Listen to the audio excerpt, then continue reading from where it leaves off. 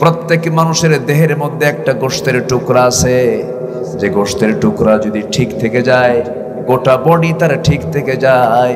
সেই গোশতের টুকরা যদি ব্যাঠিক হয়ে যায় গোটা দেহটা ব্যাঠিক হয়ে যায়। আলা ওয়াহিয়াল কলব, সাবধান, সেটা হলো কলব। সেটা কি?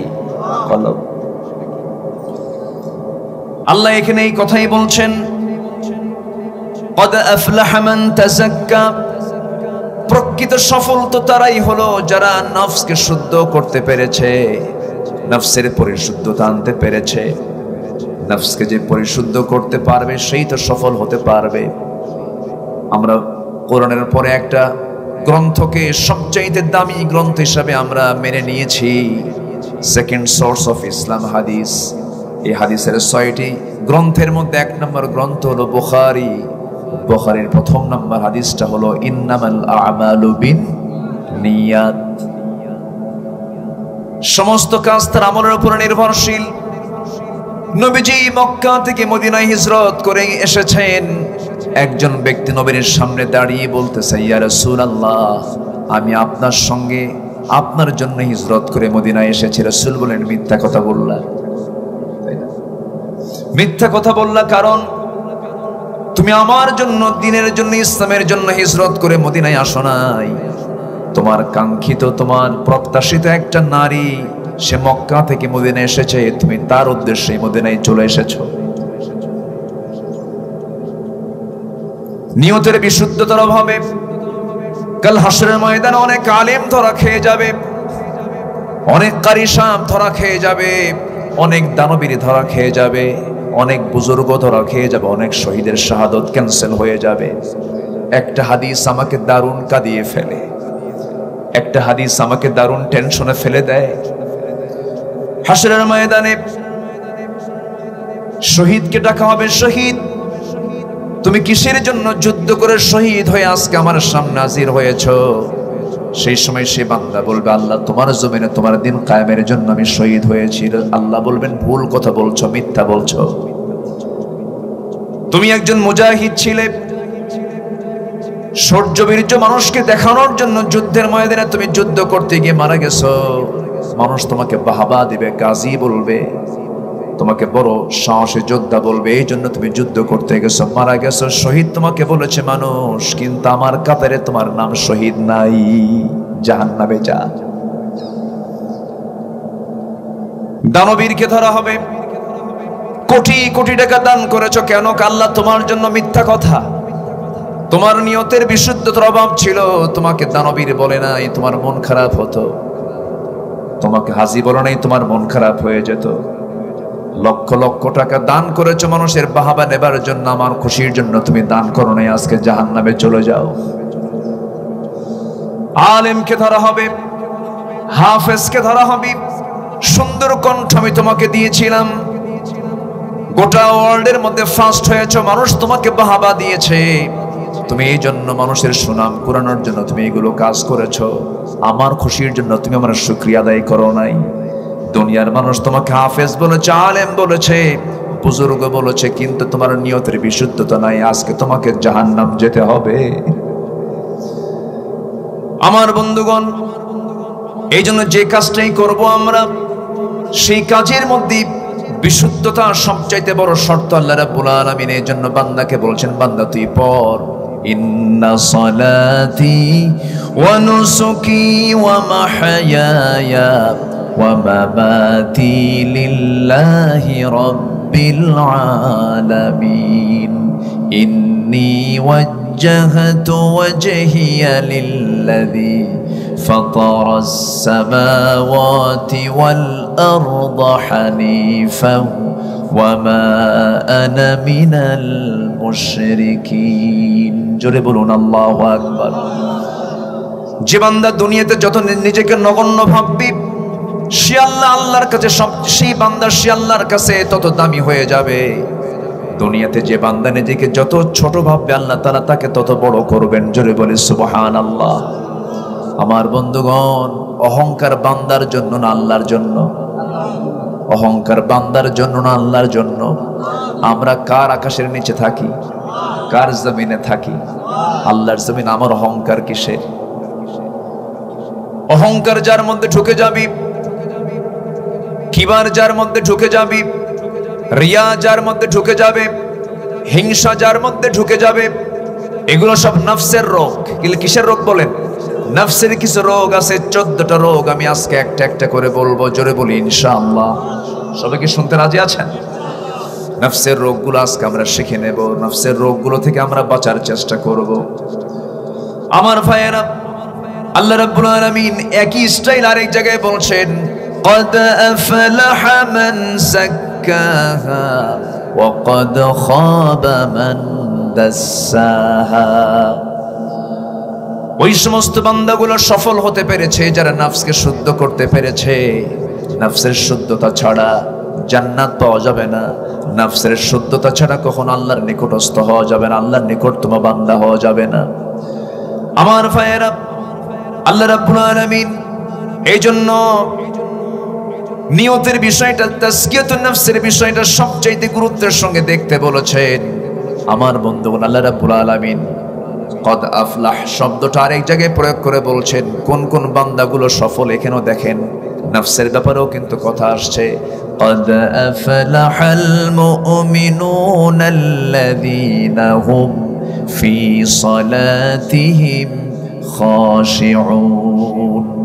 ওই সমস্ত বান্দার জন্য সফলতা, ওই সমস্ত মুমিনদের জন্য সফলতা যারা নামাজটা পড়বে খুশুর সাথে, মনোযোগের সাথে, গুরুত্বের সাথে, অত্যন্ত মনোযোগ দিয়ে আল্লাহকে খুশি করার জন্য একমাত্র যারা নামাজটা পড়বে। কিন্তু নামাজি দু প্রকার, আল্লাহ আরেক জায়গায় বলছেন আল্লাযীনা হুম আন সালাতিহিম সাহুন الذين هم يراءون ويمنعون الماعون। ওই সমস্ত মুসল্লির জন্য ওয়াইল, ওই সমস্ত মুসল্লির জন্য ধ্বংস। তাহলে মুসল্লি দুই প্রকার, নামাজ পড়ে কিছু মুসল্লি জান্নাত পেয়ে যাবে, নামাজ পড়ে কিছু মুসল্লি জাহান্নাম পেয়ে যাবে। আমরা কোন নামাজ পড়তে চাই? জাহান্নামে যাবার জন্য না জান্নাতে যাবার জন্য?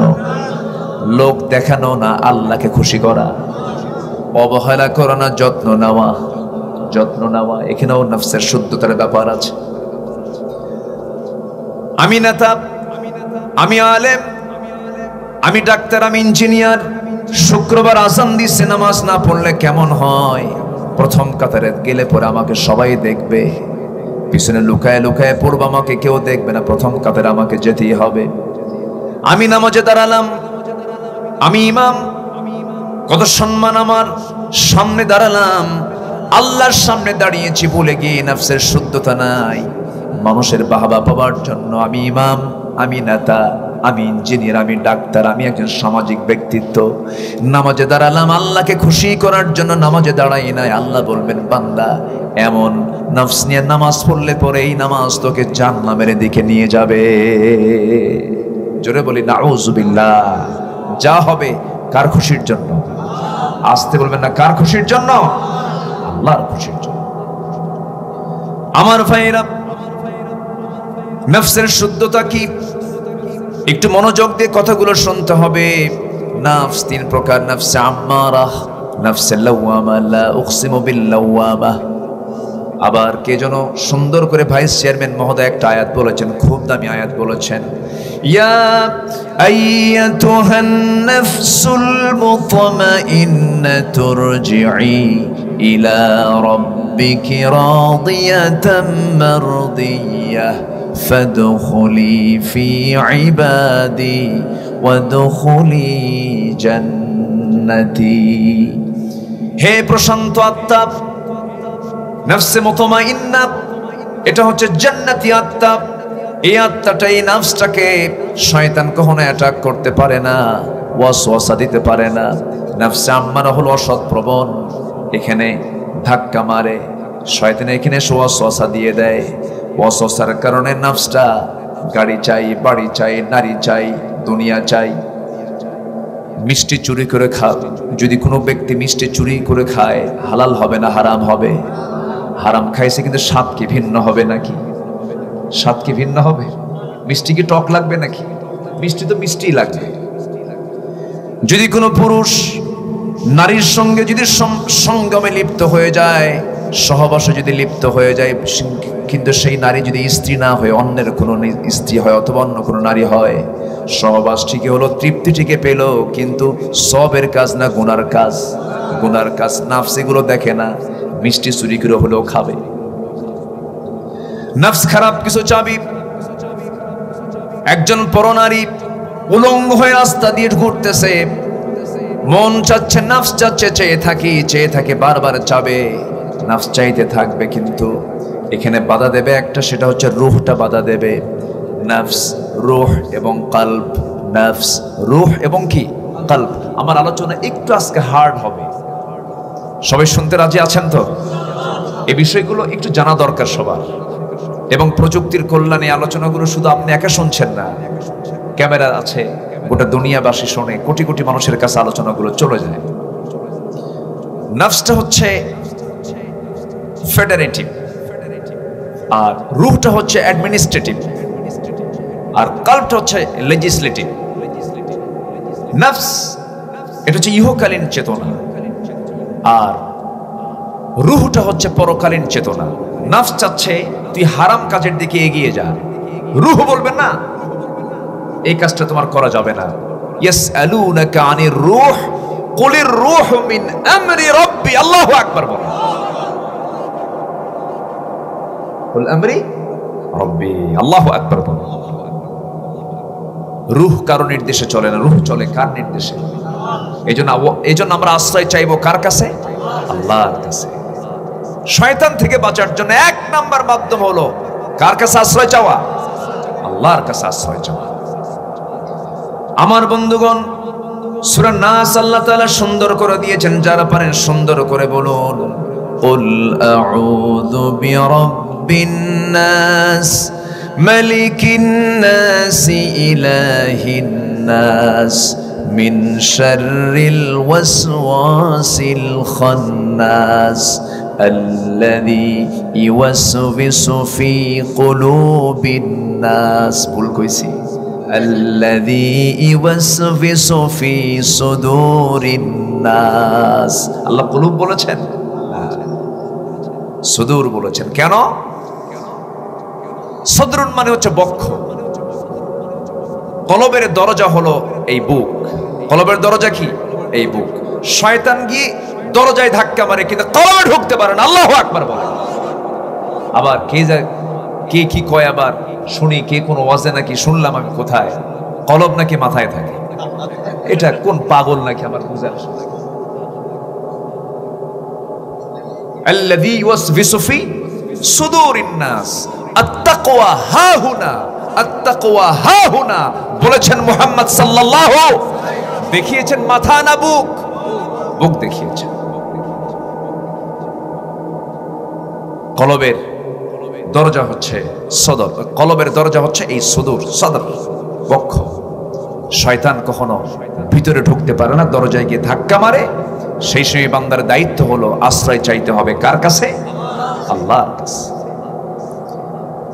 যখন কোনো বান্দা আল্লাহর সাহায্য পেয়ে যায়, আল্লাহ রাব্বুল আলামিন বলেন, ওয়াল্লাযীনা জাহাদু ফীনা লানাহদিয়ান্নাহুম সুবুলানা। যে বান্দা আমার দিকে আসার জন্য চেষ্টা করে, আমি তার জন্য একটা রাস্তা নয় অসংখ্য রাস্তা আমি তার জন্য বের করে দেই। কার দায়িত্ব তখন? যে বান্দা আল্লাহ পথে আসবে, আল্লাহ তার পথ বের করে দেন। সাইয়েদনা ইউসুফ আলাইহিস সালাতু ওয়াস সালামের নাম সবাই শুনেছেন। যার জীবনের সবচেয়ে বড় পরীক্ষা ছিল তার সুন্দর চেহারা, সুন্দর সুরত আল্লাহ তাআলা তাকে দান করেছেন। এত সুন্দর চেহারার মানুষ, কিতাবের মধ্যে দুজন ব্যক্তির চেহারার বর্ণনা আল্লাহ রাব্বুল আলামিন দিয়েছেন। সবচেয়ে সুন্দর দুজন পুরুষ ছিলেন পৃথিবীতে, সবচেয়ে সুন্দর। এক নাম্বার হচ্ছেন আমার নবী মুহাম্মদ সাল্লাল্লাহু আলাইহি ওয়াসাল্লাম, নম্বর 2 হচ্ছেন সাইয়েদনা ইউসুফ আলাইহিস সালাতু ওয়াস সালাম। আম্মা জানা আয়েশা সিদ্দিকা বলেন, আল্লাহর নবী ইউসুফ আলাইহিস সালাতু ওয়াস সালামকে দেখে যে যুগের নারীরা তারা তাদের হাতে চাকু নিয়ে লেবু কাটতে নিয়ে তারা তাদের হাত পর্যন্ত যে কেটেছিল টের পায় নাই। এত তারা সেই চেহারার প্রতি আকৃষ্ট হয়ে পড়েছিল। সেই যুগের সেই নারীরা যদি একটাবার রাসূলকে দেখতো, হাত শুধু নয় কলিজা টেনে ফেলতো, তবুও তারা টের পেত না। চাঁদের চেয়েও সুন্দর মুহাম্মদ সাল্লাল্লাহু আলাইহি ওয়াসাল্লাম। একদিন সাইয়েদনা আবু বকর সিদ্দিক রাদিয়াল্লাহু তাআলা আনহু একবার চাঁদনি রাতে চাঁদের দিকে একবার তাকান, আর আমার নবীর দিকে একবার তাকান। একবার চাঁদের দিকে তাকান, একবার নবীর চেহারার দিকে তাকান। রাসূল বলছেন, আবু বকর কি দেখো? হুজুর দেখলাম চাঁদের মধ্যে কালিমা আছে, কিন্তু আপনার চেহারায় কোনো কালিমা নাই। চাঁদের ভিতরে ত্রুটি আছে, কিন্তু আপনার চেহারার মধ্যে কোনো ত্রুটি নাই। আল্লাহু আকবার বলেন। সেই নবীকে আমরা পেয়েছি, বলি আলহামদুলিল্লাহ। জোরে বলি আলহামদুলিল্লাহ। আমার বন্ধুগণ, নবীর কথা যখন চলে এলো, দুটা লাইন বলে ফেলি, কারণ না বললে কেমন হয় যেন কৃপণ কৃপণ মনে হয়। একটু বলে ফেলি, কারণ নবীর প্রশংসা করেছেন স্বয়ং কে? আসতে বলবেন না কে? আল্লাহ করেছেন, যার চারিত্রিক সনদ পৃথিবীর কেউ দেয় নাই, যার চারিত্রিক সনদ আল্লাহ নিজে দিয়েছে। আল্লাহ রাব্বুল আলামিন বলেন, নুন ওয়াল কলমি ওয়া মা ইয়াসতুরুনা মা আনতা বিনি'মাতি রাব্বিকা বিমাজনুন ওয়া ইন্না লাকা লাআজরান গায়রা মামনুন ওয়া ইন্নাকা লাআলা খুলুকিন আযীম। জোরে বলুন আল্লাহু আকবার। নবী আপনাকে যে যা বলে বলুক, পাগল বলুক, গণক বলুক, কবি বলুক, নির্বংশ বলুক, লেসকাটা বলুক, যা বলে বলুক, আপনি মনক্ষুণ্ণ হবেন না। আমি আপনাকে জানিয়ে দিচ্ছি, আমার আজিম শব্দটা আপনার সামনেও লাগায় দিলাম। আপনি হলেন সুমহান চরিত্রের অধিকারী। জোরে বলেন সুবহানাল্লাহ। নবীজির জন্ম যখন হলো কোন মাসে? রবিউল আউয়াল মাসে নবীজির জন্ম হলো। জন্মের 6 মাস পূর্বে বাবার ইন্তেকাল হয়ে গেছে। জন্ম যেদিন হলো নবীজি জন্ম নিলেন, কিন্তু জন্ম নিলে হবে কি? যদিও মার একদিকে আনন্দ, কিন্তু দুঃখটা সবচাইতে বেশি, কারণ তার স্বামীটা বেঁচে নাই। স্বামী দুনিয়া থেকে বিদায় নিয়েছেন। আমার নবীজির মা সন্তানটার চেহারার দিকে তাকালে হাউমাউ করে কান্নাকাটি করেন। কেন কাঁদবেন না তিনি? কারণ সন্তান প্রসব করে সন্তানটা যার কোলে উঠায় দিবেন, সেই প্রাণপ্রিয় স্বামী দুনিয়াতে নাই রে। স্বামীর কথা বারবার মনে হয়, আর বারবার চোখের পানি ফেলে ফেলে কাঁদেন। সন্তানকে কোলে নিতেই পারেন না, সন্তানকে আদর করতেই পারেন না। কোলে নিলেই পরি তার কান্নার পরিমাণটা বেড়ে যায়। সন্তানটাকে এজন্য তিনি দূরে দূরে রাখতেছেন। আবু তালেব একদিন স্মৃতিচারণ করতে নিয়ে বলতেছে, যদিও কাফের ছিলেন, কিন্তু ভদ্র কাফের। নবী তার ঘরেই তিনি সারা জীবন থেকেছেন, মক্কার মাটিতে থেকেছেন। শিবে আবু তালেবের জেল পর্যন্ত কেটেছেন আবু তালেবের সাথে।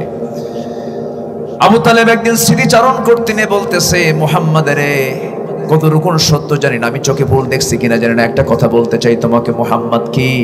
বাল্যকালের কথা, ছোট্টবেলার কথা কি? তোমার বয়স যখন 3 দিন, আমি তোমার ঘরের মধ্যে ঢুকলাম। তোমার ঘরের মধ্যে ঢুকে দেখি তোমার মা তোমাকে কোলে না নিয়া বারান্দায় তোমাকে রেখে দিয়েছে। সেই বারান্দায় খোলা আকাশে, চাঁদনি আকাশের নিচে তোমাকে শোয়ায় রেখেছে। তোমার মা তোমার পাশে নাই।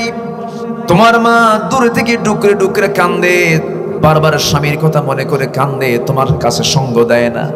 কিন্তু নিজ চোখে যা দেখেছি, কতটুকু সত্য আজকে মুহাম্মদ তোমার বলতে হবে, তুমি তো আজকে আল্লাহর নবী হয়ে গেছো। সঙ্গে সঙ্গে রাসূল বলেন, চাচা কি প্রশ্ন করবেন বলুন, কি দেখেছেন? সঙ্গে সঙ্গে বলছে, মুহাম্মদ রে, সেই সময় দেখলাম চাঁদনি আকাশের নিচে তোমাকে শোয়ায় রেখেছে।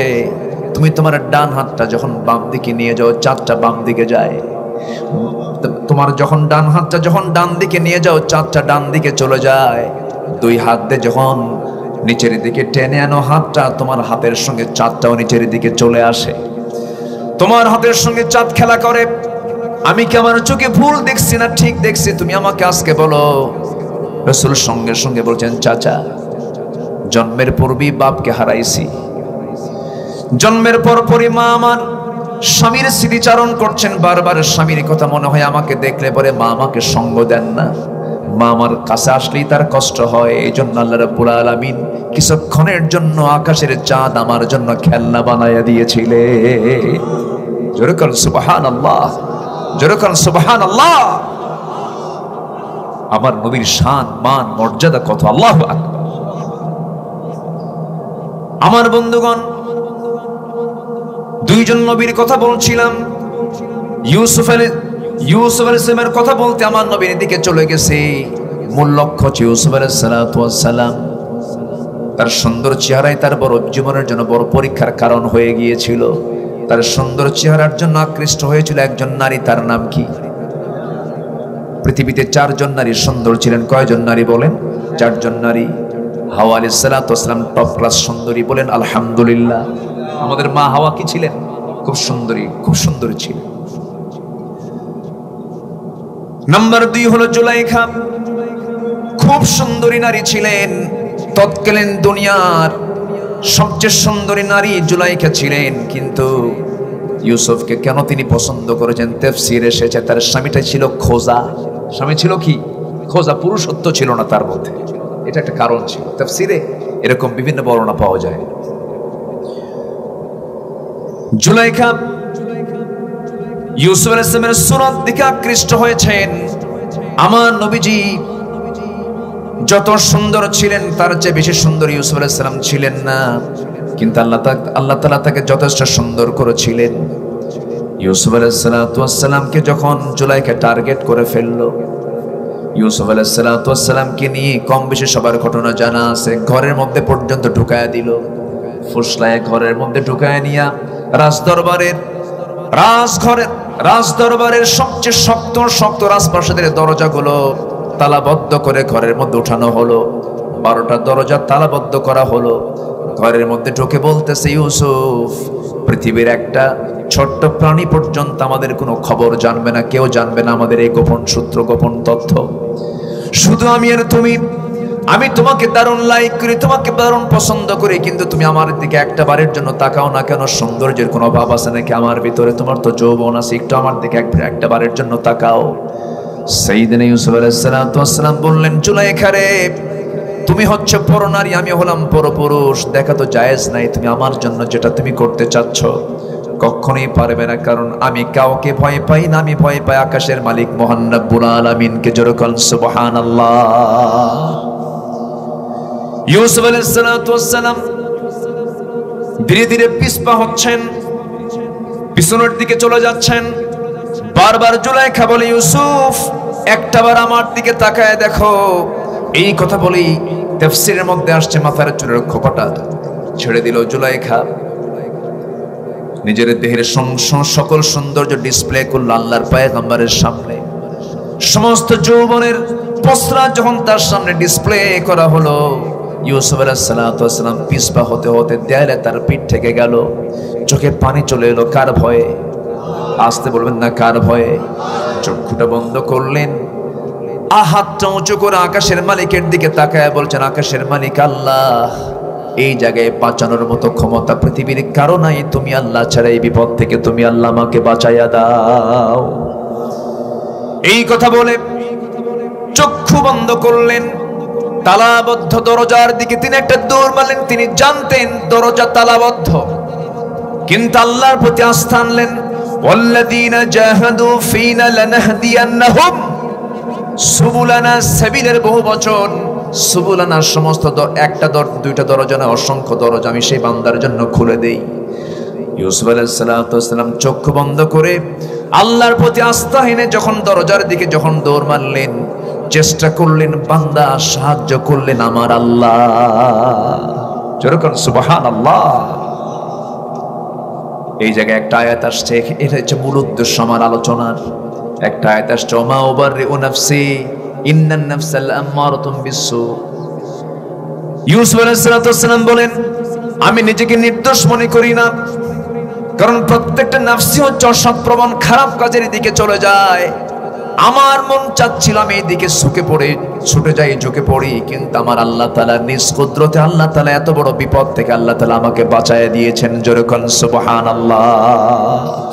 আবার ভুল বুঝবেন না যে আমি নবীর ভুল ধরছি। সম্মানিত ভাইয়েরা, নফসকে যে কন্ট্রোল করতে পেরেছে তার ঈমানটা কন্ট্রোল। বলি আলহামদুলিল্লাহ, জোরে বলি আলহামদুলিল্লাহ। পৃথিবীর সবচাইতে বড় শান্তি কোন জায়গায় জানেন? এই জায়গায়।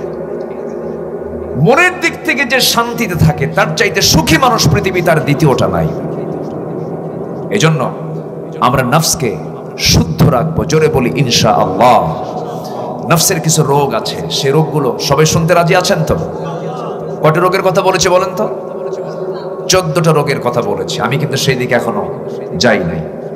তাহলে আমরা জানি নফস, রূহ এবং কলব যেন তিনটে একই জিনিস। তা কিন্তু তিনটে একই জিনিস নয়। কিন্তু নফস, রূহ এবং কলব।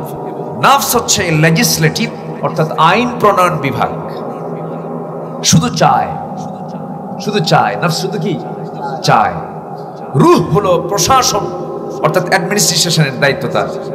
সে বলে যে তুই তো চাচ্ছিস ঠিকই, কিন্তু এটা তো চাওয়া যাবে না তো, তখন এটাকে রেস্ট্রিক্ট করে দেয়, বাধা দিয়ে দেয়। এটা হচ্ছে রূহ। আর কলব হচ্ছে বাস্তবায়নকারী। এটা এই দুটার দ্বন্দ্বে, এটা মানে নফস চাচ্ছে, রূহটা এটাকে বারবার বলছে না তোর এটা চাওয়া যাবে না, এটা করা যাবে না। কলব হচ্ছে ফেডারেটিভ, বাস্তবায়ন বিভাগ।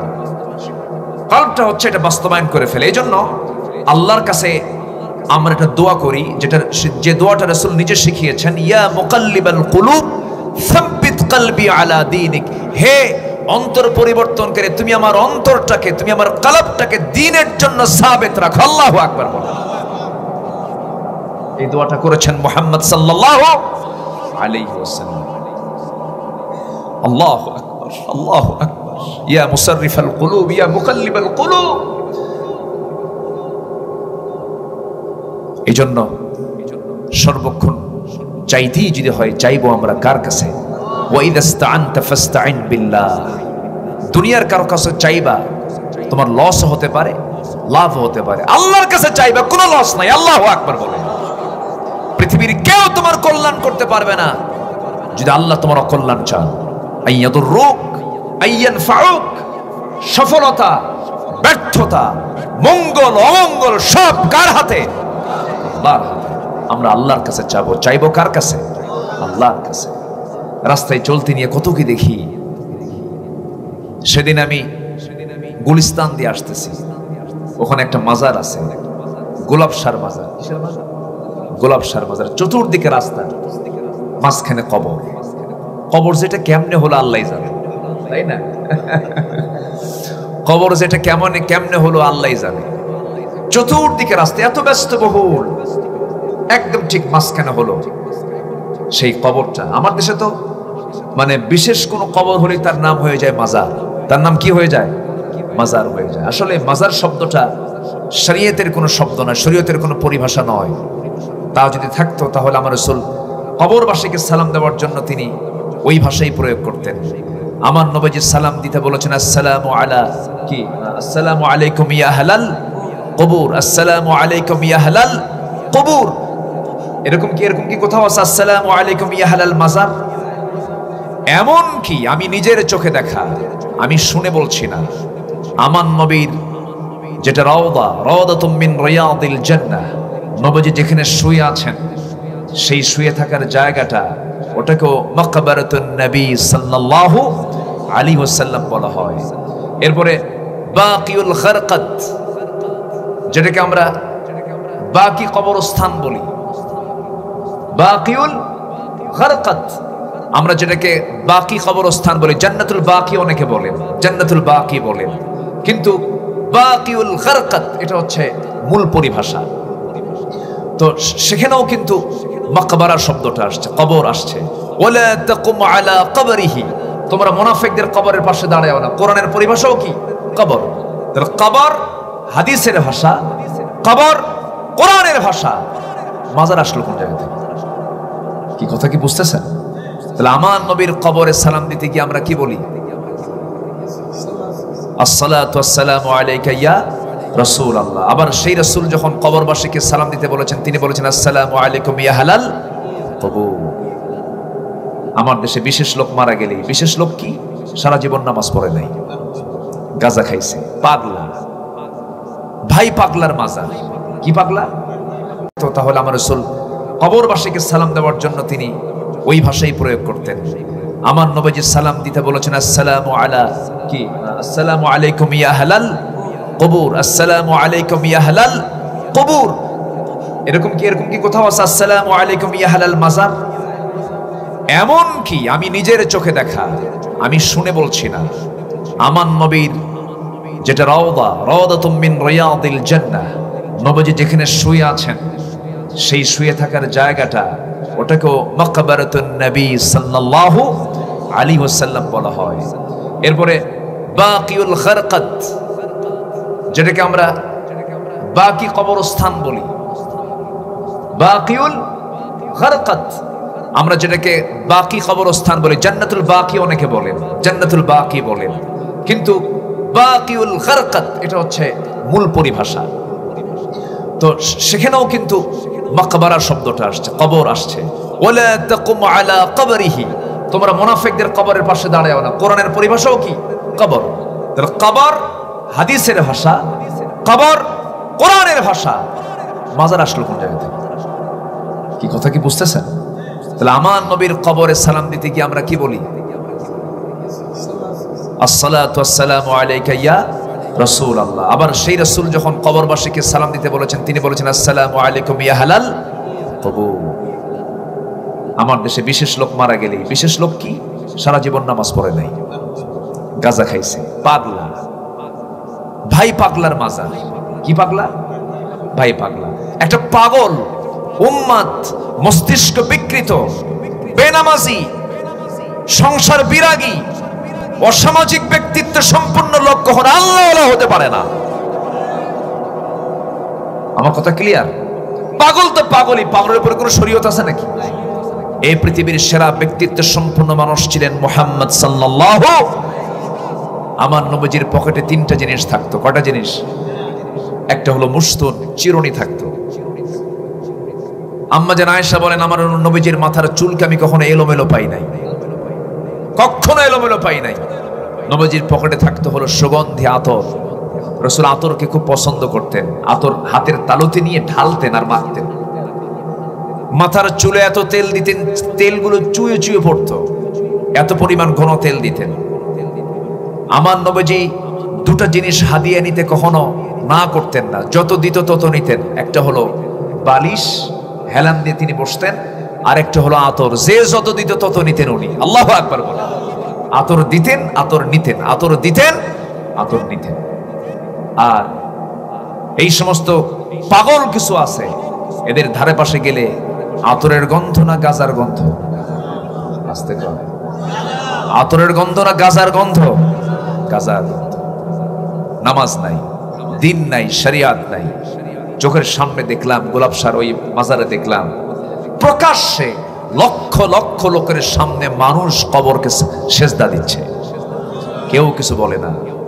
যদি আইনের শাসন, আইনের লাঠিটা যদি ঠিক মতো প্রয়োগ হতো, কেউ কি এগুলো করতে পারতো? মানে কেউ কি করতে পারতো? এই মস্তক কার সামনে? আসতে বলবেন না, কার সামনে? এই মস্তক যদি আল্লাহ ছাড়া অন্য কারোর সামনে সঁপিয়ে দেয়, তার কি কোনো নামাজ, তার কি কোনো ইবাদত কবুল হবে? হবে না। সব গুনাহ মাফ হবে, শিরকের গুনাহ মাফ হবে। এবং শিরক যে করবে, আল্লাহ তাআলা নিজে বলছেন ওমা ইউশরিক বিল্লাহ ফাকাদ হারামাল্লাহু আলাইহিল জান্নাহ। যে ব্যক্তি শিরক করবে তার জন্য জান্নাতটা হারাম হয়ে যাবে, বাজেয়াপ্ত হয়ে যাবে, জান্নাত পাবেই না। আজকে কথার শিরক, কাজের শিরক, চিন্তার শিরক, শিরকের সাগরে আজকে এই জাতি হাবুডুবু খাচ্ছে। আমার নবীজি সেজদা নিতে পারতেন না? পারতেন না সেজদা নিতে? সাহাবে কেরামকে নিয়ে তো রাসূল সেজদা নিতে পারতেন, সেজদা নিয়েছেন? বরঞ্চ রাসূল খেদমত করেছেন। যেরকম সুবহানাল্লাহ। আম্মা জান আয়েশা বলেন আমার হাত পা যখন ব্যথা হতো রাসূল আমার হাত পা টিপে দিতেন। নিজের কাপড় নিজে তিনি সেলাই করতেন, ধুয়ে ফেলতেন। নিজের ঘর তিনি নিজে ঝাড় দিতেন। নিজের জিনিস তিনি নিজের কাজ করতেন, নিজের কাজ নিজে পছন্দ করতেন কাজ করতে। কাউকে তিনি অর্ডার করেছেন এমন কোনো রেকর্ড নাই। আমার নবীজির খাদেম ছিলেন খাদিমুন নবী সাল্লাল্লাহু আলাইহি ওয়াসাল্লাম। উম্মে সুলাইম রাদিয়াল্লাহু আনহার কলিজার টুকরা সন্তান আনাস বিন মালিক রাদিয়াল্লাহু তাআলা 110 বছর হায়াত পেয়েছিলেন, 110 বছর। কিন্তু রাসূলকে হারিয়েছেন 20 বছরে। কত বছরে পাইছেন? 10 বছরে পাইছেন, 10 বছরে। তাহলে পাইছেন রাসূলকে কয় বছর? 10 বছর। মানে বয়স হয়েছিল 10 বছর, তখন রাসূলের খেদমতে গেলেন। রাসূলকে হারাইছেন 20 বছরে, তাহলে রাসূলকে পাইছেন কয় বছর? 10 বছর। এই 10 বছর কি পরিণত বয়স না শিশু বয়স? শিশুই তো, ছোট 10, ছোট মানুষ। সাইয়েদনা আনাস বলেন, আমি রাসূলকে মাত্র 10 বছর পেয়েছি। 10 বছরের তোমরা যদি রাসূলের জীবন থেকে আমার কাছ থেকে কিছু শুনতে চাও, আমি বলতে পারি 10টা বছর নবীজির খাদেম ছিলাম, সহকারে ছিলাম, কিন্তু রাসূল আমাকে কোনোদিন একটা গ্লাসও পর্যন্ত আনতে বলেন নাই, কোনো কাজের জন্য অর্ডার দেন নাই। আনাস এটা আনো, ওটা আনো, ওটা আনো, এরকম করে কখনো তিনি ফরমাইশ করেন নাই, বরঞ্চ রাসূল আমার উল্টা খেদমত করেছেন। আমার মা উম্মে সুলাইম নবীর সামনে আমাকে দিয়ে বলছে, হুজুর এই মদিনার মুসলমান আনসাররা কত কি দিল আপনার দ্বীনের জন্য। খেজুর বাগান দিল, উট দিল, ঘোড়া দিল, দুম্বা দিল, কত দান করলো, আমি তো কিছুই দিতে পারলাম না। কলেজার টুকরা সন্তান আপনার খেদমতে দিয়ে গেলাম। আমি নবীর খেদমতে থাকলাম, খেদমত করব কখন? উল্টা 10 বছর রাসূল আমারই খেদমত করেছে। আমার রাসূল যখন মারা যাবেন, ইন্তেকালের সময় হয়ে গেছে, নবীজির মুমূর্ষ অবস্থা, এমন সময় সাইয়েদনা আনাস নবীজির মৃত্যুর কথা, মৃত্যুর দৃশ্যগুলো দেখে সহ্য করতে পারলেন না, বাইরে বের হয়ে চলে গেলেন। নবীজি দুনিয়া থেকে বিদায় নেবেন, সবার কাছ থেকে বিদায় নিচ্ছেন রাসূল।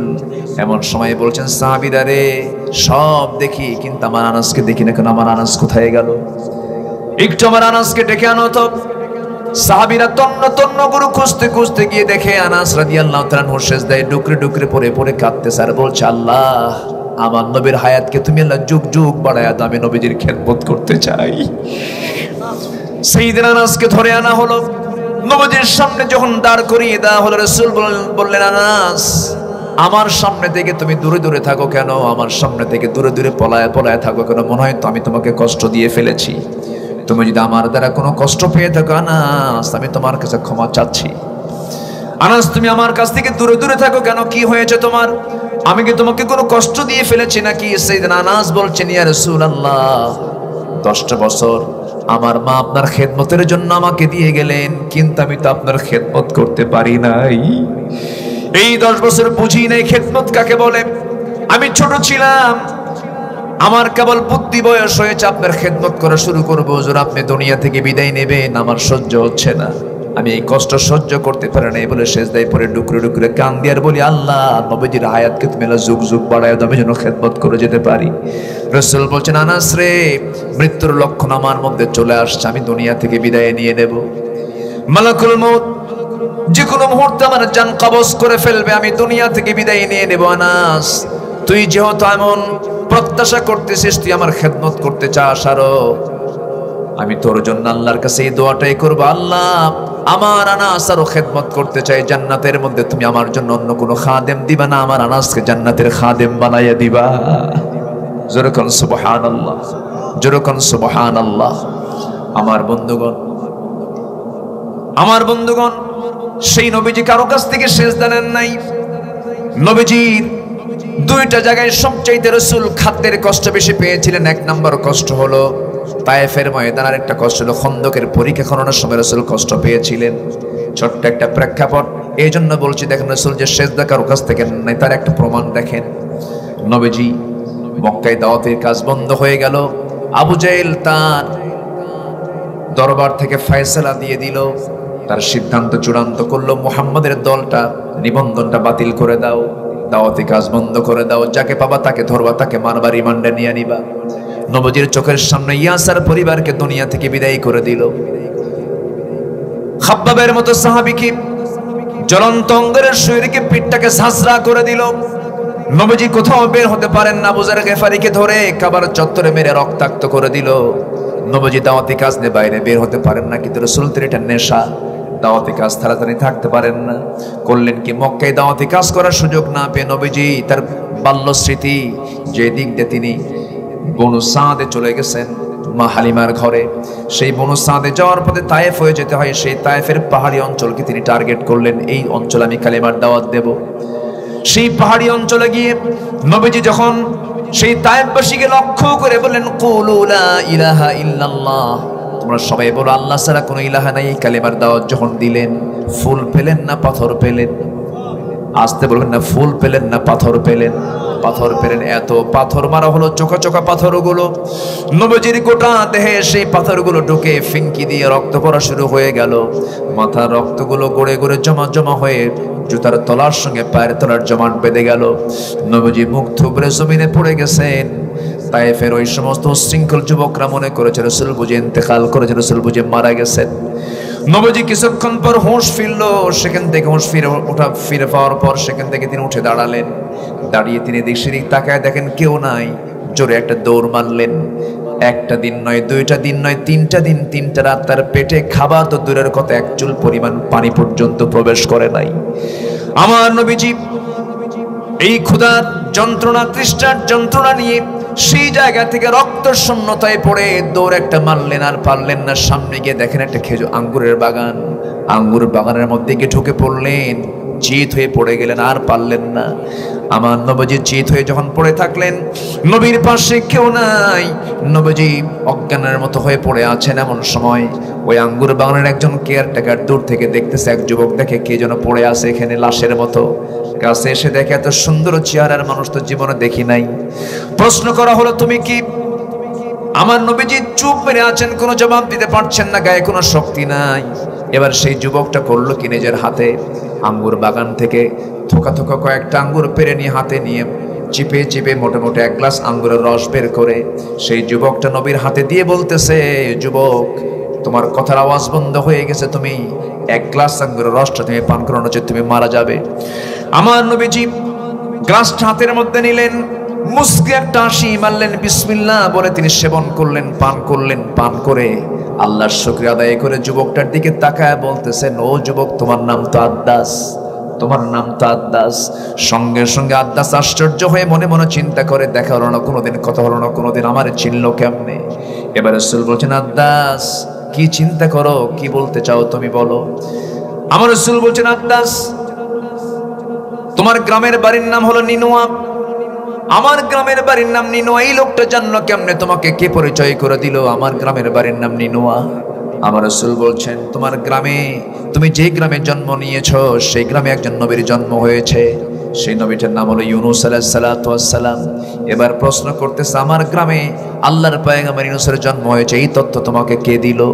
নবীজি এবার মুস্কি মুস্কি হাসি মেরে, রক্তমাখা দেহ নিয়ে মুস্কি মুস্কি হাসি মেরে বলছে, আদ্দাস রে, একজন নবীর খবর তো আর একজন নবীর কাছে থাকতেই পারে। এই কথা বলা মাত্রই সঙ্গে সঙ্গে আদ্দাসের বুঝতে দেরি হলো না। আদ্দাস খ্রিস্টানি কায়দায়, তখন সে নাসারা ছিল, খ্রিস্টান ছিল, খ্রিস্টানি কায়দায় নবীর পায়ের দিকে নিয়ে যাচ্ছে তার হাত, তাকে সম্মানজনক সেজদা দিয়ে তাকে ধন্য করবে। দুইটা হাত দিয়া নবীর পায়ের কাছে গিয়ে যখন সেজদা দিয়ে রাসূলকে ধন্য করতে যখন সে প্রিপারেশন নিচ্ছিল, আমার নবীজি চট করে দুটো হাত শক্ত করে ধরলেন। দুইটা হাত শক্ত করে ধরে সোজা তাকে খাড়া করি দাঁড় করায়া বুকের সঙ্গে বুক লাগায়া বলছে, তুমিও বান্দা আমিও বান্দা। আল্লাহু আকবার বলেন, তুমিও বান্দা আমিও বান্দা। এই মস্তক কারোর সামনে কেউ সঁপিয়ে দিতে পারবে না, কে ছাড়া? আসতে বলবেন না, কে ছাড়া? বুকের সঙ্গে বুক লাগায়া দিয়ে বলছে, তুমিও বান্দা আমিও বান্দা, আমি হলাম আল্লাহর রাসূল। কুল ইন্নামা আনা বাশারুম মিসলুকুম ইউহা ইলাইয়া আন্নামা ইলাহুকুম ইলাহুন ওয়াহিদ ফামান কানা ইয়ারজু লিকা রাব্বিহি ফালইআমাল আমালান সালিহান ولا يشرك بعبادة ربه أحدا। জোরে বলুন আল্লাহু আকবার।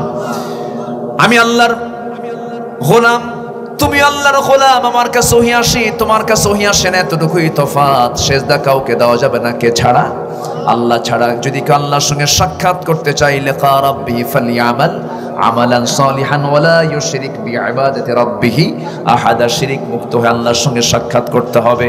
আল্লাহ তার সঙ্গে সাক্ষাৎ করবেন, কিন্তু শিরিককারীর সঙ্গে আল্লাহ সাক্ষাৎ করবেন না। তোমার গুনাহ কত বড় হয়েছে, আনানাস সামা, there is no problem, আকাশ ছেয়ে গেছে, বিকরাবিল আরদিল খাতায়া, গোটা জমিন ছেয়ে গেছে, কোনো প্রবলেম নেই। আল্লাহ তুশরিক বি শাইআন, শিরক মুক্ত হয়ে তুই আমার কাছে আয়, আমি তোর সমস্ত গুনাহ মাফ করে আমি আমার রহমতের দরিয়া আমি তোকে নিয়ে নেব। জোরে কোন সুবহানাল্লাহ। এই জন্য শিরকের কাছে যাওয়া যাবে, আসতে বলুন, শিরকের কাছে যাওয়া যাবে, কোন বান্দা হয়ে বান্দার কাছে চাওয়া যাবে, কোন বান্দা হয়ে বান্দার কাছে চাওয়া যাবে। চাইতেই হবে কার কাছে চাইবো, বলতেই হবে কার কাছে বলবো। আমার বন্ধুগণ, সূরা আলার শেষ আয়াতগুলোর তাফসীর আজকে হচ্ছিল, ভাঙ্গাচোরা কিছু কথা আমি বলছিলাম। নফসের শুদ্ধতার দরকার সবার পরে না সবার আগে? বলেন, সবার আগে কিসের শুদ্ধতার দরকার? নফসের শুদ্ধতা। নফসকে আমরা কন্ট্রোল করব। নফসের কিছু রোগ আছে, আত্মার কিছু রোগ আছে।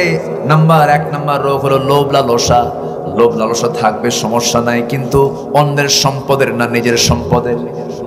নিজের সম্পদের লোভ এটা থাকতেই পারে। এই লোভ কে দিয়েছেন? আসতে বলবেন না কে দিয়েছেন?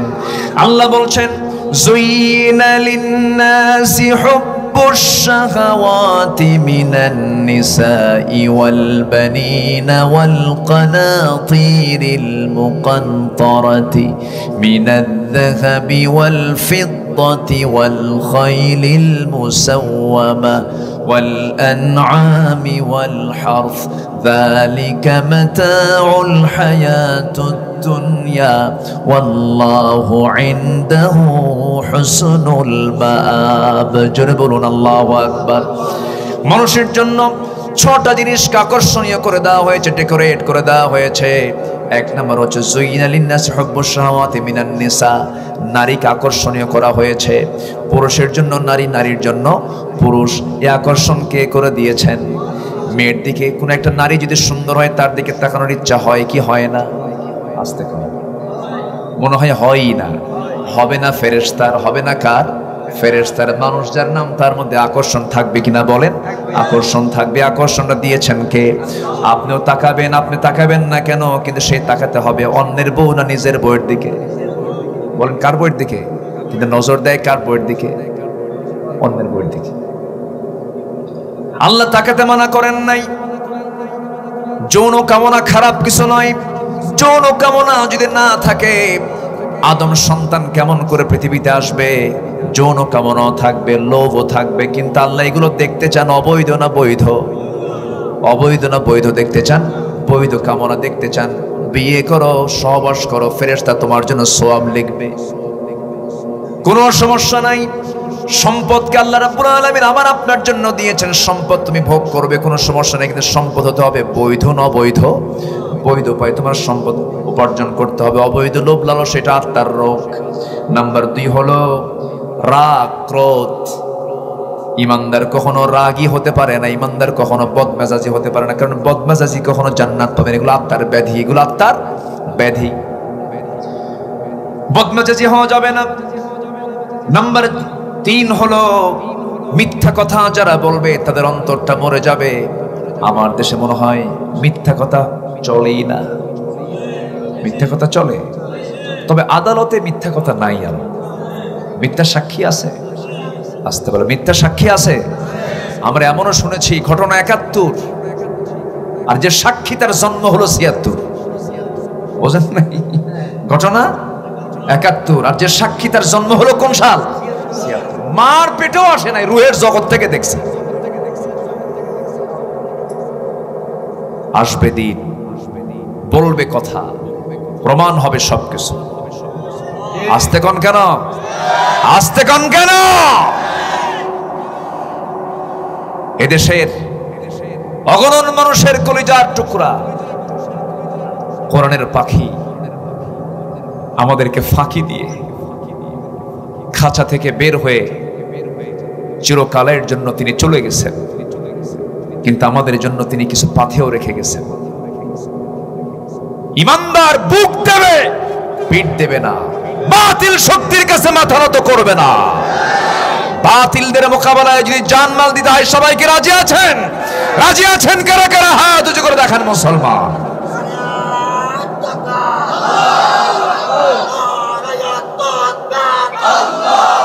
পাখিটার উপর এত রাগ কেন জানেন? এর আগের মূল কারণ হলো এদেশে দু ধরনের রাজনীতি বিরাজমান। একটা হচ্ছে সন্ত্রাস নির্ভর রাজনীতি, আর একটা হচ্ছে সন্ত্রাস মুক্ত রাজনীতি। জনগণের জন্য, মানবতার জন্য এক শ্রেণী আল্লাহর জমিন, আল্লাহর দিন কায়েমের জন্য যখন তারা কাজ করছেন, সন্ত্রাস নির্ভর যারা রাজনীতি করে তাদের গায়ে আগুন ধরেছে। সম্মানিত ভাইয়েরা, মেবি এটা 2003 সাল হবে। কোরআনের এই পাখি তখন পার্লামেন্টের একজন মেম্বার। আমি একদিন তার সঙ্গে পার্লামেন্ট দেখতে গেছি, এমনি সংসদে গেছি, একটু ঘুরতে গেছি। ভিতরে ঢুকলাম, অধিবেশন শুনলাম। অতিথিদের চেয়ার আছে কিছু, শুনে শেষে 3 জন আমরা একসঙ্গে জামাতে নামাজ পড়লাম, সালাতুল ইশা। সংসদ সদস্য যারা, তাদের নির্দিষ্ট কিছু কক্ষ থাকে, সে কক্ষে এসে হুজুর নামাজটা পড়ালেন, নামাজ পড়লাম। নামাজ শেষে উনি আমাদের 2 জনকে সাথে নিয়ে তিনি হেঁটে আমরা সংসদের বাইরে যখন আসতেছি, তখন আলাপচারিতে বলতেছে যে জীবনে বহু ওয়াজ করলাম, জীবনের 3টা যুগ পার করলাম, কিন্তু জীবনে যা ওয়াজ করছি বেশি না, এই দেশের বেশি মানুষ ভালো হওয়ার দরকার না, শুধু এই সংসদের 300 ব্যক্তি যদি আল্লাহওয়ালা হয়, জাতি আল্লাহওয়ালা হয়ে যাবে। এই আইডিয়া যখন তার মাথায় কাজ করেছে, শত্রু সেদিন থেকে তার পিছনে লেগেছে। কি কথা কি বোঝা যায়? কথা বোঝা যায়? সম্মানিত ভাইয়েরা, সম্মানিত বন্ধুগণ, আমার নবীজিও যখন মক্কার মাটিতে থেকে বললেন মদ চলবে না, জেনা চলবে না, সুদের কারবার চলবে না, আবু জেহেলকে এ তো আমার হাড়িতে সে হাত ঢুকায় দিল। মদ আমার পানির চেয়ে প্রিয়, জেনা আমার প্রিয় কাজ, সুদ আমার নিজের কারবার, মুহাম্মদ এগুলো আবার কি শুরু করলো? দ্বন্দ্ব লেগে গেল। সম্মানিত ভাইয়েরা, আপনি আজকে মদের বিরুদ্ধে কথা বলেন, জেনার বিরুদ্ধে কথা বলেন, সুদের বিরুদ্ধে কথা বলেন, অন্যের বিরুদ্ধে কথা বলেন, আপনার বিরুদ্ধে বাতিল শক্তি লেগে যাবে। কিন্তু আমার কি অন্যের বিরুদ্ধে প্রতিবাদ করার দরকার আছে না নাই? আল্লাহ আমাকে পাঠাইছি তো এই জন্য, কুনতুম খায়রা উম্মাতিন উখরিজাত লিন-নাস তা'মুরুনা বিল মা'রুফ ওয়া তানহাউনা আনিল মুনকার। তোমাকে এই পৃথিবীতে পাঠানো হয়েছে কুনতুম খায়রা উম্মাহ, শ্রেষ্ঠ জাতি করে।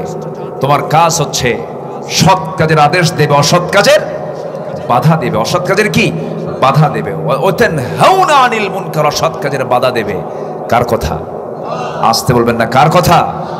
আজকে আমার দেশে সত্যবাদী মানুষ খুঁজে পাওয়া খুব মুশকিল। মিথ্যার সাগরে আজকে আমরা হাবুডুবু খাচ্ছি। ব্যবসা করতে গেলে মিথ্যা কথা না বললে ব্যবসা হয় না। আমাকে এক মুদিখানার দোকানদার ডাক দিয়ে বলে, হুজুর আমি আপনার ওয়াজ শুনি খুব, একটা প্রশ্ন করি কি, আমি যদি সত্য কথা বলে, এই যে ধরুন বলতেছে আমি একটা কোক জাতীয়, কি বলে এটাকে, ওই যে 7 আপ আরো কি আছে যাই হোক, এটাকে কি বলে, পানি, যেটা মানে কোমল পানীয়, কোল্ড ড্রিঙ্কস। তো কোল্ড ড্রিঙ্কস যখন বিক্রি করি, হুজুর আমি যদি বলি যে ভাই এই দামে বিক্রি করবো, এটা কাম হবে না। বলতে হবে এটা আমার কেনাই নাই, অথবা এটা আমার সম্ভব না। একটা মিথ্যার আশ্রয় নিতে হয়। হুজুর কেমন করে কি করে? তাছাড়া আমি সত্য কথা বলে আমার ব্যবসা হয় না। আমি তাকে বললাম, আপনার পার্থিব জীবনে হয়তো একটু ক্ষতি হতে পারে, তবুও মিথ্যার আশ্রয় নিয়ে কোনো কাজ করা যাবে? চিন্তা করেন। আমি একদিন, বেশ আগের কথা বলছি, মাছ কেনার জন্য মাছের বাজারে গেছি। তো মাছের বাজারে ঢুকে মাছ কিনবো আমি, তো এক মাছ বিক্রেতা আমার দিকে তাকায় দূর থেকে সালাম দিচ্ছে, আমাকে টার্গেট করে জোরে একটা সালাম দিল। সালামের জবাব দিলাম, হুজুর আমি আপনার খুব ভক্ত, আমি আপনার ওয়াজ শুনি। তো আমাকে বলতেছে না যে আপনি আমার থেকে মাছ নেন। আমি কিছু বলতেছি না। কিছুক্ষণ পর ভাবলাম যে বেচারি যখন আমাকে চিনে, তা আমি ওরই কিছু খেদমত নেই, অন্তত ভালো মাছ পাবো। ওজন বেশি দেওয়ার দরকার নেই, ভালো মাছটা দিন। তো বললাম ভাই আমার কিছু মাছ টাছ দেন। তো সে মাছের ওজন করলো। মাছের ওজন করতে নিয়ে দেখি সে মাছ আমাকে বেশি দিয়ে ফেলতেছে, যে পরিমাণ তার চাইতে বেশি দিয়ে ফেলতেছে। বললাম ভাই আমি তো যতটুকু চাইছে আপনি ততটুকু দিবেন, তো আপনি এত বেশি দিচ্ছেন কেন? হুজুর এটা দোয়ার জন্য দিচ্ছি। আপনি আমার খুব প্রিয় হুজুর, আমি আপনাকে খুব মহাব্বত করি। মানে ওই যে অনেকদিন আগের কথা তো, যে কি দিয়ে মাপে ওঠা, বাটখারা দিয়ে, হ্যাঁ বাটখারা দিয়ে মাপতেছে। তো একটু দেখি যে একটু হেলেই গেল, দাড়ি পাল্লা দিয়ে একটু হেলেই গেল, কি এতটুকু দিলে তোর লস হয়ে যাবে। তো আমি যাই হোক নিলাম, টাকাও দিলাম। পরে ভাবলাম যে সে আমাকে দিল, দেখি কতটুকু বেশি দিল। আরেক জায়গায় যে মাপ দিয়ে দেখি 250 গ্রাম নাই, 250 গ্রাম।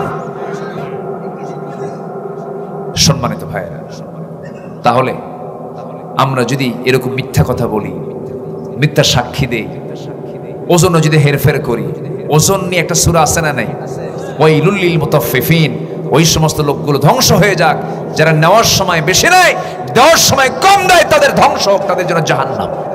নাউজুবিল্লাহ। তাহলে ওজন করাও এটা কি ইবাদত কিনা বলেন? ওজন কি ইবাদতের বাইরে না ভিতরে? ভিতরে। এগুলো সব নফসের রোগ। এগুলো সব কিসের রোগ বলেন? নফসের রোগ। নফসের রোগ আমরা আমার জীবন থেকে মুছে ফেলবো। জোরে বলি ইনশাআল্লাহ। মিথ্যা কথা বলা যাবে না, লোভ করা যাবে না, অতি লোভ করা যাবে না, বেশি আশা করা যাবে না, এগুলো নফসের রোগ। গোসা, রাগ, ক্রোধ, এগুলো নফসের রোগ। নাম্বার 4 মিথ্যা কথা বলা। নাম্বার 5 হচ্ছে গীবত বা পরনিন্দা করা। গীবত এটা হালাল না হারাম? আরো যেমন গীবত হালাল না হারাম? হারাম। নাম্বার 6 হলো হাসাদ, হিংসা করা, জেলাসি। ভাইটা ভালো চলে, মানে ওর উন্নয়নে ওর ঘুম হয় না, এরকম আছে না নাই? বলেন তো আছে না নাই? এটার নাম কি? এটার নাম কি? হিংসা। قال إياكم في الحسد فإن الحسد يأكل الحسنات كما تأكل النار الحطب। আল্লাহ রাসূল বলেছেন তোমার হিংসা থেকে দূরে থাকো।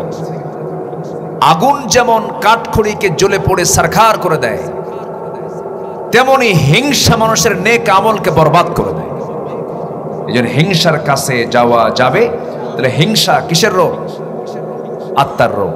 হিংসা হচ্ছে নফসের রোগ। হিংসা থেকে আমরা বাঁচবো। জোরে বলি ইনশাআল্লাহ। নাম্বার 7 হলো কৃপণতা। কৃপণতা করা যাবে না। কৃপণ কিছু লোক আছে না? আসতে বলে আছে না নাই? কৃপণ কার ভাই? অপচয় করে কার ভাই? শয়তানের ভাই। কৃপণও শয়তানের এজেন্ডা। এটা শয়তান বলে দেয় ধনীকে তুই কৃপণ হ। ধনীকে কি বলে দেয়? আচ্ছা কৃপণটা বেশি হয় ধনী মানুষ না গরিব মানুষ? আসতে কয়, আরো জোরে কন। শয়তান মার্কেটিং এ যায় প্রত্যেকদিন সকালবেলা, বের হয়। এর মধ্যে কিছু মার্কেটিং হলো কৃপণতা, জুলুম, এরপরে হচ্ছে মিথ্যা কথা। এগুলো সব শয়তানের মার্কেটিং। একদিন বের হচ্ছে শয়তান, কোন এক নবীর সামনে ধরা পড়ে গেছে। শয়তান বলতেছে, নবী বলতেছে তুই যাস কই? আমি যাচ্ছি মানুষের কাছে আমার কিছু পণ্য মার্কেটিং করব। কি কি? কি হিংসা নিয়ে যাচ্ছি। আর কি নিয়ে যাচ্ছ? জুলুম নিয়ে যাচ্ছি। আর কি নিয়ে যাচ্ছ? কৃপণতা নিয়ে যাচ্ছি। এগুলো কোথায় কোথায় সাপ্লাই দিবা?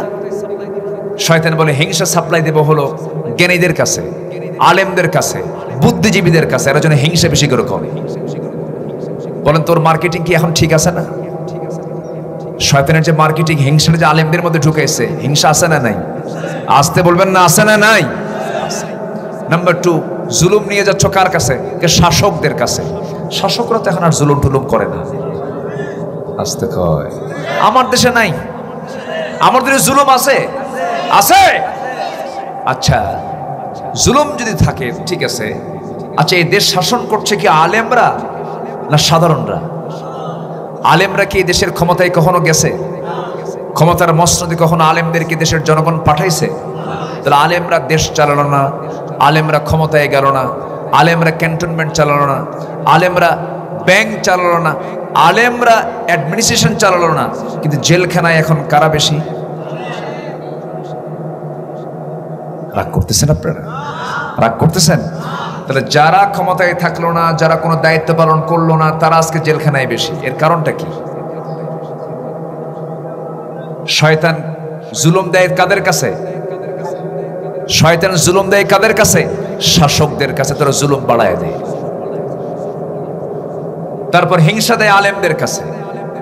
এরপরে বলা হচ্ছে শয়তান তুমি কৃপণতা নিয়ে যাচ্ছ কার কাছে? ধনীদের কাছে। ধনীদের কাছে কৃপণতা নিয়ে গেলে ওরা কৃপণ হলে জাতি চরম বেকায়দায় পড়ে যাবে। আজকে যদি আমার দেশে ব্যাংকিং হিসেব অনুযায়ী যদি যাকাত ফরজ মনে করে আদায় হতো, এই দেশে কোনো গরিবই থাকতো না। আল্লাহু আকবার বলেন, গরিব থাকতো না। যদি যাকাত ঠিকমতো আদায় হতো, প্রত্যেক ইউনিয়নে প্রত্যেক বছরে গড়ে 43 কোটি টাকা যাকাতের টাকা আসতো। আমরা কৃপণতা থেকে নিজেকে গুটিয়ে রাখবো, জোরে বলি ইনশাআল্লাহ। নাম্বার 8 হলো লোক দেখানো কাজ, রিয়া করা। নাম্বার 9 হলো নিজের পছন্দ কি বেস্ট মনে করা, এটাও একটা আত্মার ব্যাধি। অন্যকে পছন্দ না, অন্যের পছন্দকে পছন্দ না মনে করা। নাম্বার 10 হলো কিবার, অহংকার করা। নাম্বার 11 হলো পরশ্রী কাতরতা। নাম্বার 12 হলো হুব্বে মাল, সম্পদের প্রতি অতি আসক্তি, সম্পদের প্রতি অতি ভালোবাসা।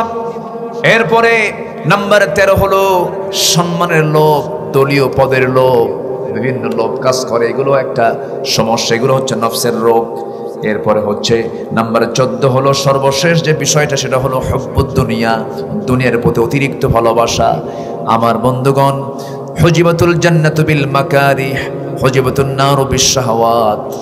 আল্লাহ রাসূল বলছেন জান্নাতটা ঘেরানো আছে দুনিয়ার কষ্ট ক্লেশ দিয়া, আর জাহান্নামটা ঘেরানো আছে হলো দুনিয়ার সমস্ত সুখ শান্তি দিয়া। এই দুনিয়ার যারা বেশি সুখ শান্তিতে থাকবে তাদের জন্য বড় বিপদের কারণ হবে। হাদিসের অনুযায়ী আমরা যতটুকু জানতে পারলাম, জান্নাত যদি পেতে চাই হুব্বুদ দুনিয়া থেকে নিজেকে গুটিয়ে রাখতে হবে, হুব্বে মাল থেকে, দুনিয়া থেকে বিদায় রাখতে হবে, আমাদেরকে নিজের জীবন থেকে মাইনাস রাখতে হবে।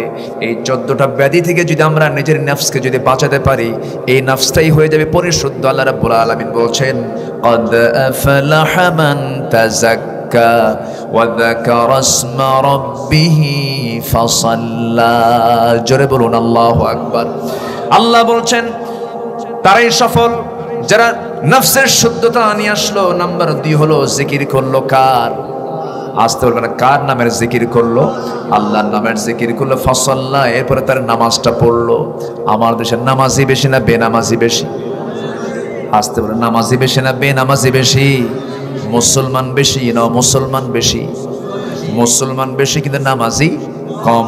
কিন্তু উচিত ছিল হলো নামাজিও বেশি মুসলমানও বেশি। সব মুসলমান তো নামাজি হওয়ার কথা। মুসলমান নামাজ পড়ে না, এটা কি কখনো মুসলমানের চরিত্র হতে পারে নাকি? চরিত্র হতে পারে না। কিন্তু আমার দেশের অধিকাংশ মুসলমানগুলো নামাজ পড়ে না। তবে জরিপ যদি করা হয়, যদি দেখা হয়, জরিপে যদি আমরা যদি নিয়ে আসি জরিপে কত পার্সেন্ট মুসলমান নামাজ পড়ে, জরিপে চলে আসবে শুক্রবার এই দেশের মুসলমান মাত্র 10 থেকে 12% শুক্রবারে নামাজ পড়ে। 5 ওয়াক্তের তো খবরই নাই। আমার বন্ধুগণ, শয়তানের সবচেয়ে বড় অপারেশন হলো বান্দাকে কেমনে জাহান্নামের দিকে নিয়ে যাওয়া হবে। আজকে সকালবেলা হাদিসটা পড়তেছিলাম, আল্লাহ রাব্বুল আলামিন বান্দার মৃত্যুর পরে কিয়ামতের দিন প্রথম প্রশ্ন করবেন হলো কি বিষয় নিয়ে বলেন তো? নামাজ নিয়া। নামাজের ফাংশনে বান্দা যদি ফেল মেরে যায়, তাকে আর কোনো প্রশ্নই না করে জাহান্নামের দিকে পাঠিয়ে দেওয়া হবে। এই জন্য ইবাদতের মূলটা হলো 5 ওয়াক্ত নামাজ। শয়তানের এই টার্গেটটা ফিল আপ করার জন্য শয়তান করে কি, প্রত্যেক দিন শুরু হয় কোন নামাজ দিয়ে বলেন? কোন নামাজ দিয়ে বলেন? ফজর দিয়ে দিন শুরু হয়ে যায়। সেই ফজরের একটু আগে, আজান পড়ার একটু আগ দিয়ে শয়তান বান্দার শিওরে চলে যায়। বান্দার শিওরে গিয়ে সুন্দর করে শয়তান ওয়াজ করে। সেই সুন্দর ওয়াজ শুনে কিছু কিছু বান্দা ঘুমাতে থাকে। সে শয়তানটা ওয়াজ করে হলো আলাইকা লাইলুন তাফিল, আলাইকা লাইলুন তাফিল, তোমার জন্য রাতটা অনেক লম্বা, তোমার জন্য রাতটা অনেক লম্বা। এই ওয়াজটা সুন্দর লাগে তাদের যারা ফজর নামাজটা বাদ দেয়, যারা ফজর নামাজটা বাদ দেয় তাদের কাছে খুব সুন্দর লাগে। কিন্তু আল্লাহ রাসূল বলেন আলাইকা লাইলুন তাফিল, শয়তানের এই ওয়াজটাকে যদি কোনো বান্দা যদি নিজের জীবন থেকে মাইনাস করে যদি সে যদি উঠতে চায় সেখান থেকে, সেই সময় শয়তান, আবার হাদিসে আসছে রাসূল বলেন শয়তান শুধু ওয়াজই করে না, সেই সময় শয়তান 3টা গিট মেরে দেয়। কয়টা গিট মেরে দেয়? 3টা গিট মেরে দেয়। 3টা গিট মেরে দিয়ে চলে যায় শয়তান। রাসূল বলেন সেই 3টা গিট যদি তুমি ছুটাতে চাও 3টা কাজ তোমার করতে হবে। রাসূল তাকে পরামর্শ দিয়ে দিলেন। নাম্বার 1 হলো 1 নাম্বার গিট যদি ছুটাতে চাও তোমার 1 নাম্বার কাজ করতে হবে, আজান শোনার সঙ্গে সঙ্গে তোমার বিছানা থেকে পিঠটা সরায় নিবা। 1 নাম্বার গিট তোমার ছুটে গেল, শয়তানের 1 নাম্বার গিট ছুটে গেল। নাম্বার 2 হলো ওযু বানায় নেবে, 2 নাম্বার গিটটা ছুটে গেল।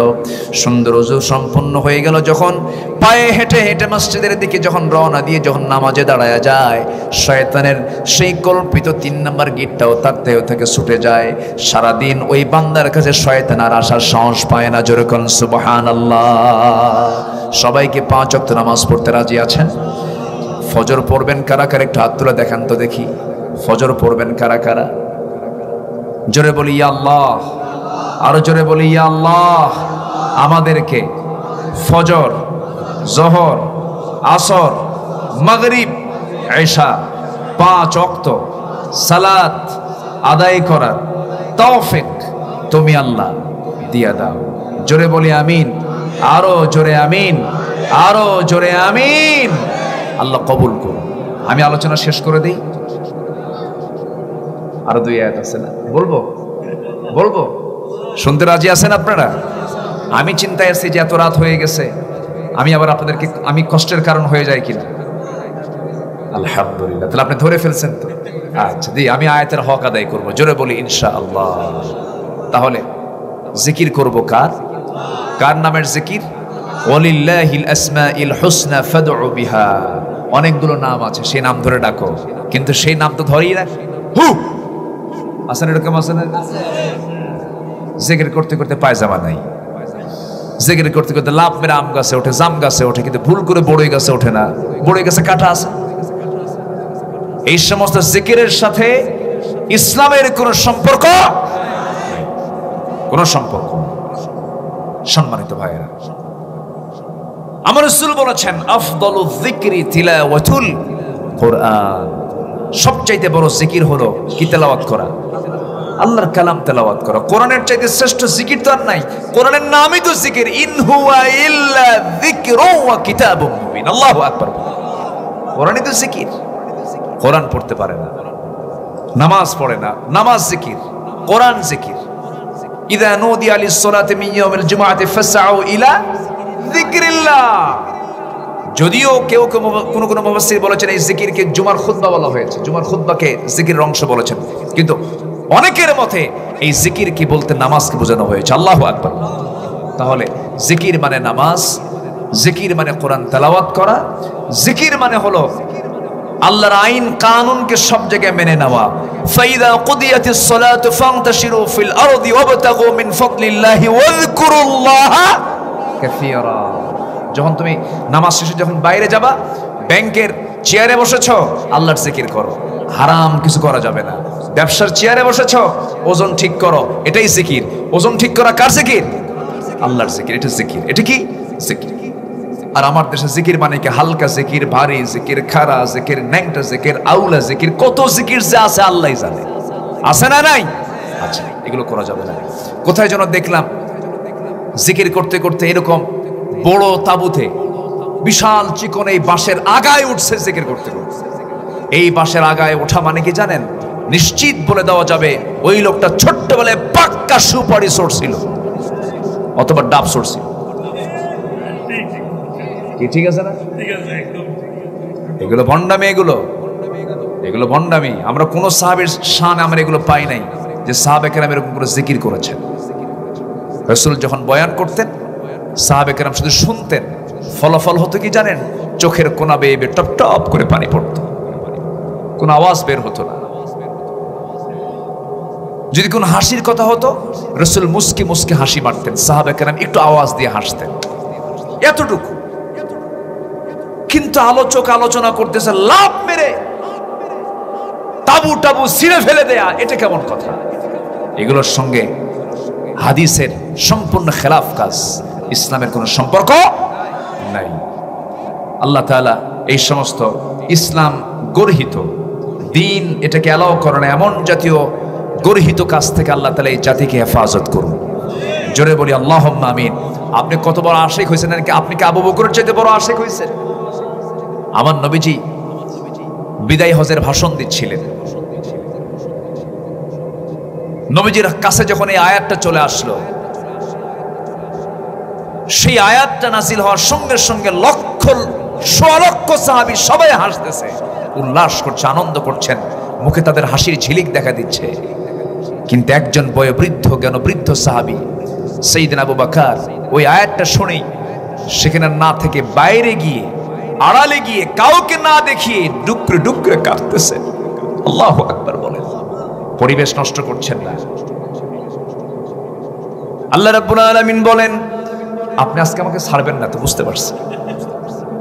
আল্লাহ রাব্বুল আলামিন বলেন, আয়াতটা বলতে চাচ্ছিলাম না কিন্তু আপনি আমাকে বলতে দিলেন।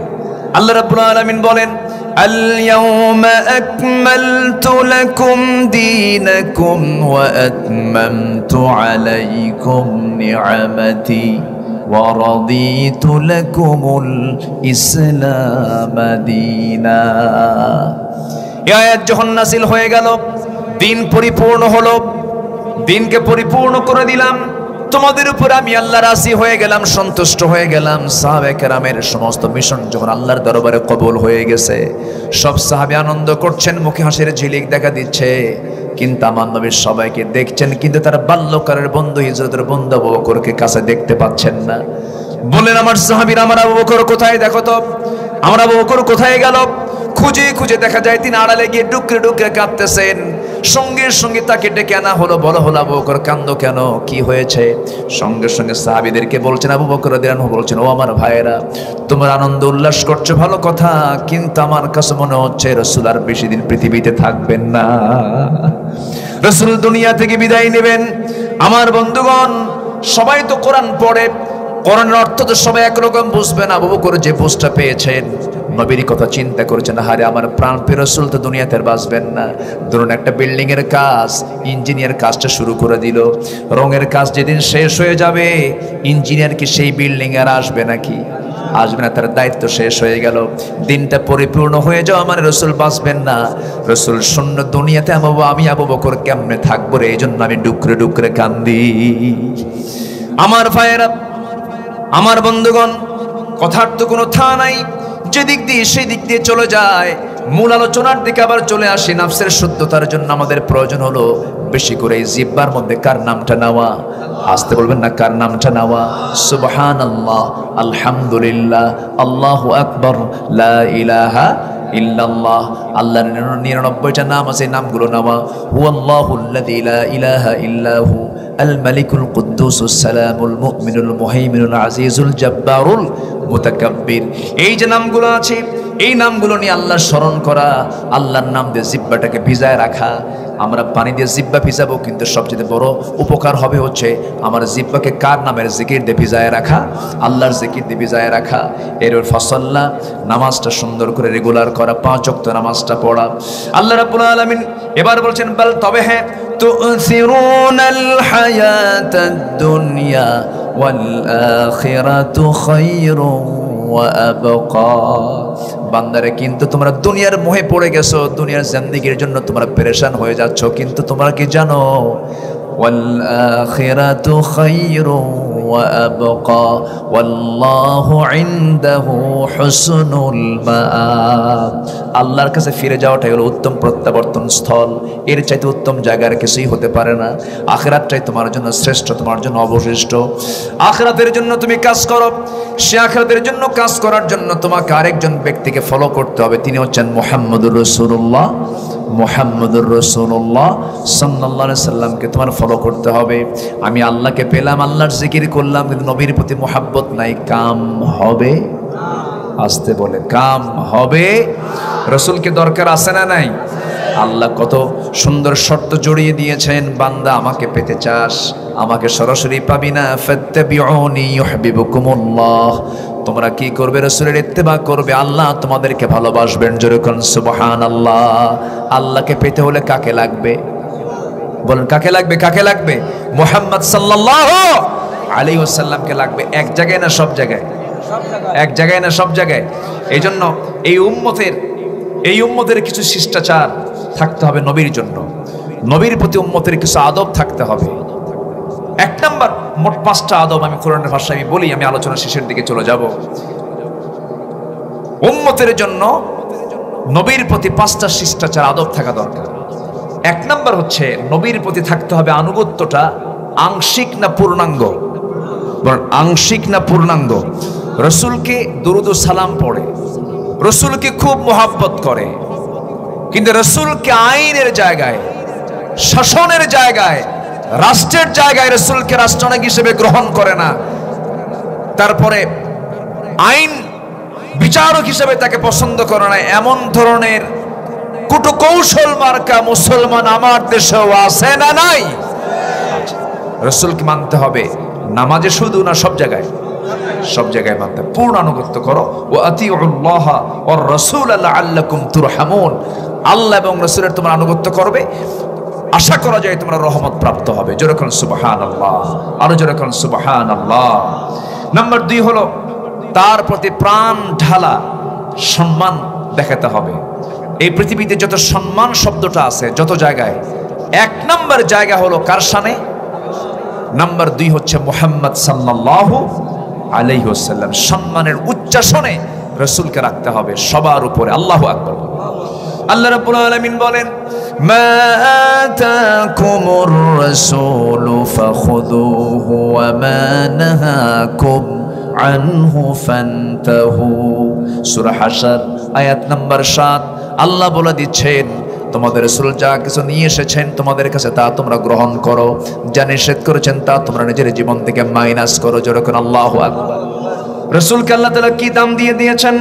নাম্বার 3 হলো এই পৃথিবীতে চলতে নিয়ে কত মহব্বতের জিনিস তোমাদের সামনে চলে আসে, মহব্বতের জন তোমাদের সামনে চলে আসে। সকল কিছুর চাইতে বেশি মহব্বত দেখাতে হবে মুহাম্মদ সাল্লাল্লাহু আলাইহি ওয়াসাল্লামকে। আল্লাহ এই শর্ত জোড়াইয়া দিলেন, কুল ইন কানা আবাউকুম ওয়া আবনাউকুম ওয়া ইখওয়ানুকুম ওয়া আজওয়াজুকুম ওয়া আশীরাতুকুম ওয়া আমওয়ালুন ইকতারাফতুমুহা وتجارة تخشون كسادها ومساكن ترضونها أحب إليكم من الله ورسوله وجهاد في سبيله فتربصوا حتى يأتي الله بأمره والله لا يهدي القوم الفاسقين।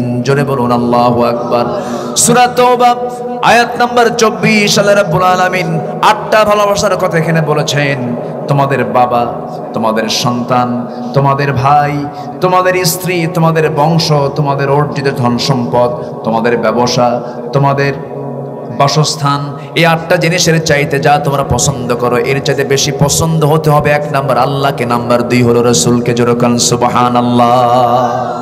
কার কথা? আসতে বলবেন না, কার কথা? একটা কথা আমার মনে পড়ে গেল, এই পৃথিবীতে নবীদের পরই যাদের স্থান তারা হচ্ছেন সাহাবে কেরাম। নবীদের পরই কাদের দাম বেশি বলেন? সাহাবীদের দাম বেশি।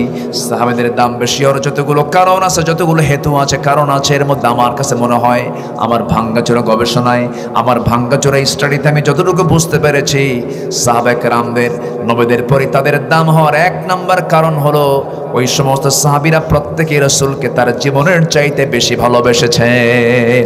আল্লাহু আকবার বলেন। সবচাইতে বেশি ভালোবেসেছেন। ছোট্ট একটা কথা মনে পড়ে গেল, এক সাহাবীর কথা মনে পড়ে গেল। সব সাহাবী রাসূলকে ভালোবেসেছেন, কিন্তু একটা সাহাবীর কথা এই মুহূর্তে আমার মনে পড়ে যাচ্ছে। খন্দকের যুদ্ধ। কিসের যুদ্ধ বলেন? খন্দকের যুদ্ধ। আমার নবীজি ওই যুদ্ধের ময়দানে কোদাল মারতে গিয়ে তিনি 4 দিন 4 রাত খানা পান নাই। কোদাল মেরেছেন কিন্তু খানা পান নাই, পানিও পান নাই। আমার নবীজির জীবনে একটাবার পেটে পাথর বেঁধেছেন, খাবার সহ্য করতে না পারে, সেটা হলো খন্দকের যুদ্ধের সময়।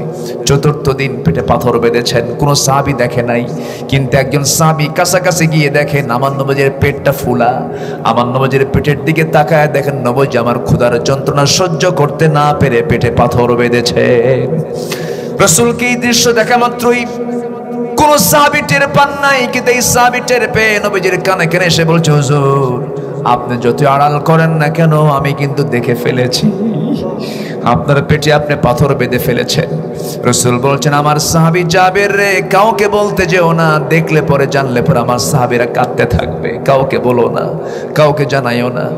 জাবের বলছেন হুজুর আমি তো দেখলাম কিন্তু আমি তো সহ্য করতে পারছি না, আপনার জন্য কি করতে পারি, আমি তো গরিব মানুষ, কিন্তু আপনি যদি আমাকে পারমিশন দেন এই মুহূর্তে আমি ঘরে যাব, ছোট্ট একটা ছাগল আমার বাড়িতে আছে, ছাগলটা জবাই করব 5 থেকে 6 কেজি ওজনের, আপনি যদি পারমিশন দেন ছাগলটা জবাই করব, আপনাকে দাওয়াত দেব, আপনি কি আমার বাড়িতে যাবেন নাকি? রাসূল বলেন যাও, অনুমতি দিয়ে দিলাম।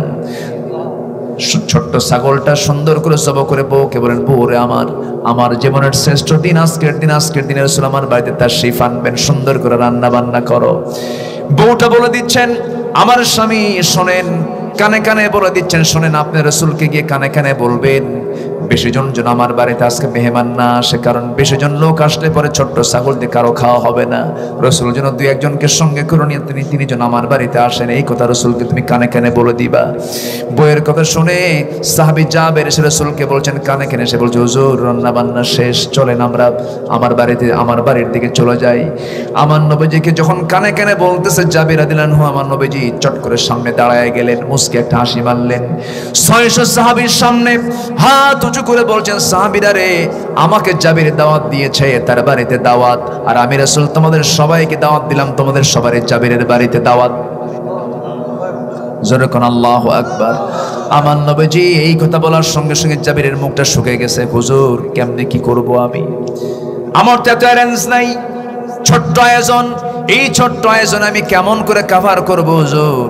আমার রাসূল বলছেন জাবের রে চিন্তা করো কেন, বান্দা যার রিজিকের দায়িত্ব তার, জোরে কোন সুবহানাল্লাহ, বান্দা যার রিজিকের দায়িত্ব তার, এই বিশ্বাস আমাদের আছে না নাই? রাসূল বলছেন জাবের তুমি কি আমাকে এমন ব্যক্তি পেয়েছো, আমার সাহাবীরা না খেয়ে থাকবে আমি একা একা গিয়ে খাবো, আমি তেমন নেতা নই, আমার কর্মীরা না খেয়ে থাকবে আমি একা গিয়ে পেট পূরণ করব না, না, কিন্তু আমার দেশের অধিকাংশ নেতার চরিত্র হলো যত রক্ত লাগে দেব, প্রয়োজনে লোক পাঠাবো, আমি যাব না, ঠিক কিনা? সব নেতা দেখা শেষ, কেউ স্বামী নিয়ে ব্যস্ত, কেউ বাপ নিয়ে ব্যস্ত, কারো স্বামীর দেশ কারো বাপের দেশ, মাঝখান দিয়ে আমরা শেষ। আমরা কাউকে দেখবো না, আমাদের লিডার হবেন মুহাম্মদ সাল্লাল্লাহু আলাইহি ওয়াসাল্লাম। আমার নবীজি বললেন না জাবের আমি একা খেতে পারি না, আমার সারা জীবনের চরিত্র হলো আমি আগে খাওয়া এরপরে খাই, আমি একা খাবো না। আল্লাহু আকবার বলবেন না? রাসূল কি অনলাইনে যুদ্ধের ডাক দিচ্ছেন, অনলাইনে না নিজে ফিল্ডে গেছেন? নিজে ফিল্ডে গেছেন, যোদ্ধা হয়ে সেনাপতির দায়িত্ব পালন করেছেন, সমর যুদ্ধে অংশগ্রহণ করেছেন, সবচেয়ে বেশি রক্তাক্ত হয়েছেন মুহাম্মদ সাল্লাল্লাহু আলাইহি ওয়াসাল্লাম। যুদ্ধ শেষ, ক্ষুধা লাগছে সাহাবে কেরামদের, রাসূল বলছেন তোমরা কি করবে? খুঁজে রান্না বান্না করি, তোমরা সবাই কাজগুলো ভাগ করে নাও, তুমি কি করবা? খুঁজের বাজার করে আনি, তুমি কি করবা? আমি রান্না বান্না করবো, তুমি কি করবা? আমি এগুলো সব ব্যবস্থা করব। সবার দায়িত্ব বন্টন হয়ে গেছে। রাসূল বলেন তোমরা তো আমাকে কোনো দায়িত্ব দিলে না। সাহাবীরা যখন এই কথা বলছেন, রাসূল বললেন যে তোমরা তো আমাকে কোনো দায়িত্ব দিলে না, হুজুর এই দায়িত্ব আপনাকে দেওয়া যায় তাই? রাসূল বলেন একটা কাজ বাদ আছে, কি? তোমরা যে রান্না বান্না করবা তার জ্বালানি কই, কাঠ কই, সেই কাঠ সংগ্রহের দায়িত্ব হচ্ছে আমার, আমি রাসূল আমার দায়িত্ব এটা। আল্লাহু আকবার বলেন। কোন নেতাকে মানবেন আপনি? আমার নেতা হচ্ছেন মুহাম্মদ সাল্লাল্লাহু আলাইহি ওয়াসাল্লাম। রাসূল বললেন জাবের তুমি চলে যাও, আমি আসতেছি। আলোচনা শুনবেন? আগ্রহ আছে? দোয়া করে দেই। হ্যাঁ,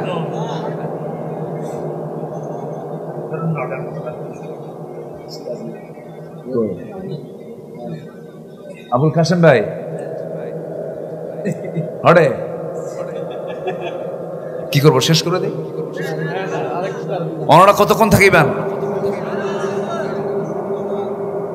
আপনাদের ভাষা বলতে পারি না, কিন্তু গালি দিলে টের পাই। কিন্তু যে আলোচনা করলেন গাজী জামাল ভাই, আলহামদুলিল্লাহ, খুব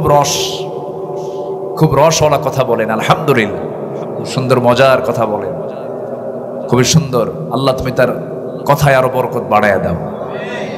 জোরে বলি আল্লাহুম্মা আমিন। আমার নবীজি বলে দিলেন, জাবের তুমি যাও, আমি আসতেছি, কোনো চিন্তা নাই, আল্লাহ দেখবেন। আল্লাহু আকবার। ইন্নাল্লাহা ইয়ারযুকু মান ইয়াশাউ বিগাইরি হিসাব। আল্লাহ যাকে চান তাকে বেহিসাবে রিজিক দেন। দেখবেন অনেক গ্রাম আছে, কিছু কিছু গ্রামের খুব বুদ্ধিজীবী লোক আছে, কিছু এত বুদ্ধি শুধু গিজ গিজ করে কিন্তু ভাত পায় না। আছেন এরকম? আছে না? মানুষকে শুধু বুদ্ধি দেয়। আবার কিছু ওই গ্রামের কিছু বোকাশোকা লোক আছে, বুদ্ধি নাই, খুব কম বোঝে, কিন্তু আল্লাহ তাআলা তার রিজিকের কোনো অভাব রাখে নাই। বলি আলহামদুলিল্লাহ। বুদ্ধি দিয়ে রিজিক পাওয়া যায় না, শক্তি দিয়ে রিজিক আসে না। সিংহ বনের রাজা এত শক্তিশালী, না খায়ও থাকে। আবার ছোট্ট দুর্বল বাবুই পাখি কোনোদিন পেট ফাঁকা থাকে না। জোরে কোন সুবহানাল্লাহ। এই জন্য রিজিক চাইতে হবে কার কাছে? আল্লাহর কাছে। উম্মতের নবীর প্রতি উম্মতের শিষ্টাচার হলো 5টা। নাম্বার 1 পূর্ণ আনুগত্য, নাম্বার 2 হচ্ছে প্রাণ ঢালা সম্মান করা, নাম্বার 3 হলো রাসূলকে সবচাইতে কম ভালোবাসা না বেশি ভালোবাসা? বেশি ভালোবাসা। নাম্বার 4 হলো তার বিবিদেরকে ভালোবাসা, তার বিবিদেরকে আপন মায়ের মতো মনে করে। আল্লাহু আকবার বলেন। এটা কারো অর্ডার? কারো অর্ডার? আল্লাহর অর্ডার। রাসূলের স্ত্রীকে নিয়ে বাজে কথা বলার মতো কিছু কুলাঙ্গার আমার দেশে নাই। আল্লাহ তাআলা তাদের মুখে এই আয়াতটা ঢুকায় দিচ্ছেন, আন-নাবিয়্যু আউলা বিল মুমিনিনা মিন আনফুসিহিম ওয়া আজওয়াজুহু উম্মাহাতুহুম। আল্লাহু আকবার। এজন্য নবীর স্ত্রীরা হচ্ছেন, নবীর স্ত্রী হচ্ছেন আমাদের মা। নবীর স্ত্রী আমাদের কি? মা। সূরাতুল আহজাব আয়াত নাম্বার 6। এরপর নবীর নাম শোনার সঙ্গে সঙ্গে তার প্রতি কি পড়া? দরুদ পড়া। ইন্নাল্লাহা ওয়া মালাইকাতাহু ইউসাল্লুনা আলান নবী। আল্লাহু আকবার, আল্লাহু আকবার। আল্লাহ নিজে আমার নবীর প্রতি দরুদ পড়েন। আল্লাহু আকবার বলেন। ইন্নাল্লাহা ওয়া মালাইকাতাহু ইউসাল্লুনা আলান নবী। রহমত প্রেরণ করেন, আল্লাহ তাআলা রহমত প্রেরণ করেন তার নবীর প্রতি। ফেরেশতারা নবীর প্রতি রহমত প্রেরণ করেন। অতএব ইয়া আইয়ুহাল্লাযীনা আমানু সাল্লু আলাইহি ওয়া সাল্লিমু তাসলিমা। আল্লাহ তাআলা এই রাসূলকে এত সম্মান দিয়েছেন, আমরা আমাদের জীবনের চাইতে রাসূলকে বেশি ভালোবাসবো, তাকে সম্মান জানাবো, তার সুন্নাহ, তার আদর্শ, তার সমস্ত কিছু আমাদের জীবনে বাস্তবায়ন করব। জোরে বলি ইনশাআল্লাহ। আমার নবীজি 600 সাহাবীকে নিয়ে চলে গেলেন জাবিরের বাড়িতে। আল্লাহু আকবার বলেন। ছাগল কয় কেজি? 5-6 কেজি ওজনের ছোট্ট।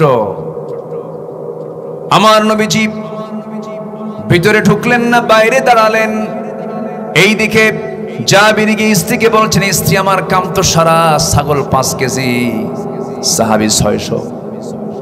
বউটা বলতেছে, স্বামী আমার চিন্তা করেন কেন, বান্দা যার রিজিকের দায়িত্ব তার। আল্লাহু আকবার বলেন। এই বিশ্বাস আমাদের আছে না নাই? বলেন। আসতে বলবেন না, আছে না নাই? সংসার যেটাই হোক না কেন, হাজার হাজার কোটি টাকার মালিক খেতে পারে না। চার্ট নিয়ে বসে ডাক্তার বলে দেয় এত গ্রাম খাবেন, এত গ্রাম খাবেন। গ্রামের মানুষগুলো বেশি খায় না শহরের মানুষগুলো বেশি খায়? গ্রামের মানুষ বেশি খায়। গরিবের সন্তান বেশি না ধনীর সন্তান বেশি? গরিবের সন্তান বেশি। গরিব মানুষ দিনে দিন খায় 6-7টা ছেলে বাচ্চা, মেয়ে বাচ্চা। আর ধনী মানুষ হাজার হাজার কোটি টাকার মালিক, 29 বছর পর একটা ছেলে হয়েছে। কত বছর পর? 29 বছর পর যদি বাচ্চা হয়, ওটা তো নাতি বাচ্চা, ঠিক আছে, কিন্তু ওই বয়সে তো নাতি হওয়ার কথা, ওই বয়সে কেবল বাচ্চা দিল আল্লাহ, বুঝেন নাই? হাজার হাজার কোটি টাকার মালিক বাচ্চা পাইছে কত বছর পর? বিয়ার 29 বছর পরে। আর গরিব মানুষ দিন আনে দিন খায়, 10 বছরে যেতে না যেতে বছর পার হতেই 2টা করে বাচ্চা, মানে জমজ হয় একসাথে 19টা বাচ্চা। আল্লাহু আকবার বলেন। আল্লাহ গরিবের সন্তান দেন আর ধনীরা শুধু টাকা দেন, টাকা দেখ কিন্তু নিয়ামত পাবি না। হাজার হাজার কোটি টাকার মালিক খেতে পারে না, ডাক্তার বলে দিছে খাওয়া যাবে না। সকালবেলা খেতে বসে, টেবিলে বিশাল খাবার, সহকারীকে বলে দেখ তো ডাক্তার কি চার্ট দিছে। রুটি নিয়ে বসে 20টা, কিন্তু এক রুটি খাওয়ার পর বলে বস আর একটাও খাওয়া যাবে না, খাইলেই কিন্তু ইনসুলিন, খাইলে কি ইনসুলিন দিতে হবে। সামনে আঙ্গুর, 1 কেজি আঙ্গুরের ঝোপা পড়ে আছে, সেখান থেকে একটা খাইছে আঙ্গুর, আরেকটা খেতে নিতে বলতেছে বস আর খাওয়া যাবে না, খাইলে ইনসুলিন, সমস্যা, অসুস্থ হয়ে পড়বেন, সুগার বেড়ে যাবে। খায় একটা আঙ্গুর আর আঙ্গুরের দিকে ছায়া থাকা, হারে আমি কি পোড়া কপাল, খেতে পারি না। হাজার হাজার কোটি টাকার মালিক আল্লাহ বলে তুই শুধু দেখবি কিন্তু খেতে পারবি না। আর গরিব ও কি চার্ট নিয়ে বসে, খাবারের তালিকা নিয়ে বসে? ঘুম থেকে ফজরের সময় উঠে এক বেলা লবণ, মাঠে গিয়ে লবণ তুলে কাজ টাজ কইরা বাড়িতে এসে বসে ওই ফাঁকিবাজি প্লেটে বসে, না বড় গাবলা, গাবলা, হ্যাঁ গাবলা নিয়ে বসে, কি নিয়ে বসে? গাবলা ডিশ নিয়ে বসে, ডিশ এত বড় বোল নিয়ে বসে, একদম 1 কেজি মানে চালের ভাত রাতের বেলা ভিজে রাখছে, পান্তা নিয়ে বসলো, খাইলো, একদম 1 ডিশ মেরে দিয়ে 1 গাবলা মেরে দেওয়ার পর যখন বলা হয় খাইছো কেমন, তো খাইছি তো, কেবল একটা পেটের কোনায় ঢুকছে, আরো 1 কেজি দরকার। আল্লাহু আকবার বলবেন না?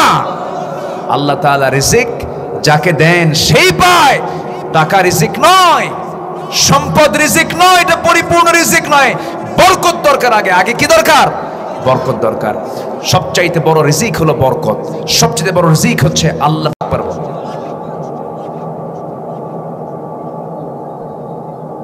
স্ত্রী বলছে স্বামী আমার, আপনি চিন্তা করেন কেন? রাসূল আসুক, তার মেহমান নিয়ে আসুক, বান্দা তো আল্লাহর, আল্লাহ দেখবেন। আল্লাহু আকবার বলে।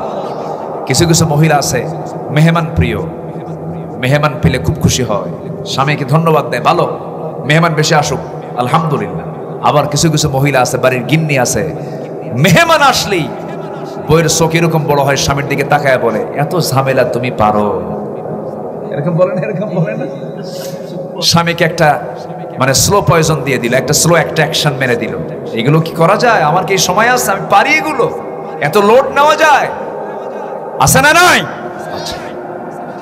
কিন্তু মাথায় রাখতে হবে, মেহমান যার ঘরে আছে তার ঘরে রহমত আছে, মেহমান আছে যার রহমত আছে তার, মেহমান নাই যার রহমত নাই তার। মেহমানকে নিয়ে খেয়েছেন সকল আম্বিয়া কেরাম, যখন খানা খেতে বসেছেন মেহমান ছাড়া কোনো নবী খানা খেতে বসেন নাই। বিশেষ করে ইব্রাহিম আলাইহিস সালাম তার সারা জীবন তার সুন্নাত ছিল মেহমান ছাড়া তিনি কখনো খাবার খেতেন না। আল্লাহু আকবার। মেহমান নিয়ে তিনি বসতেন, মেহমানকে নিয়ে তিনি খাবার খাওয়াকে পছন্দ করতেন। আমার নবীজি, একটা ছোট্ট ইতিহাস মনে পড়লো, কথা তো বিভিন্ন দিকে চলে যায়, বলি। আচ্ছা, আমার নবীজি কোন এক সাহাবী, সেই সাহাবী গরিব মানুষ ছিলেন,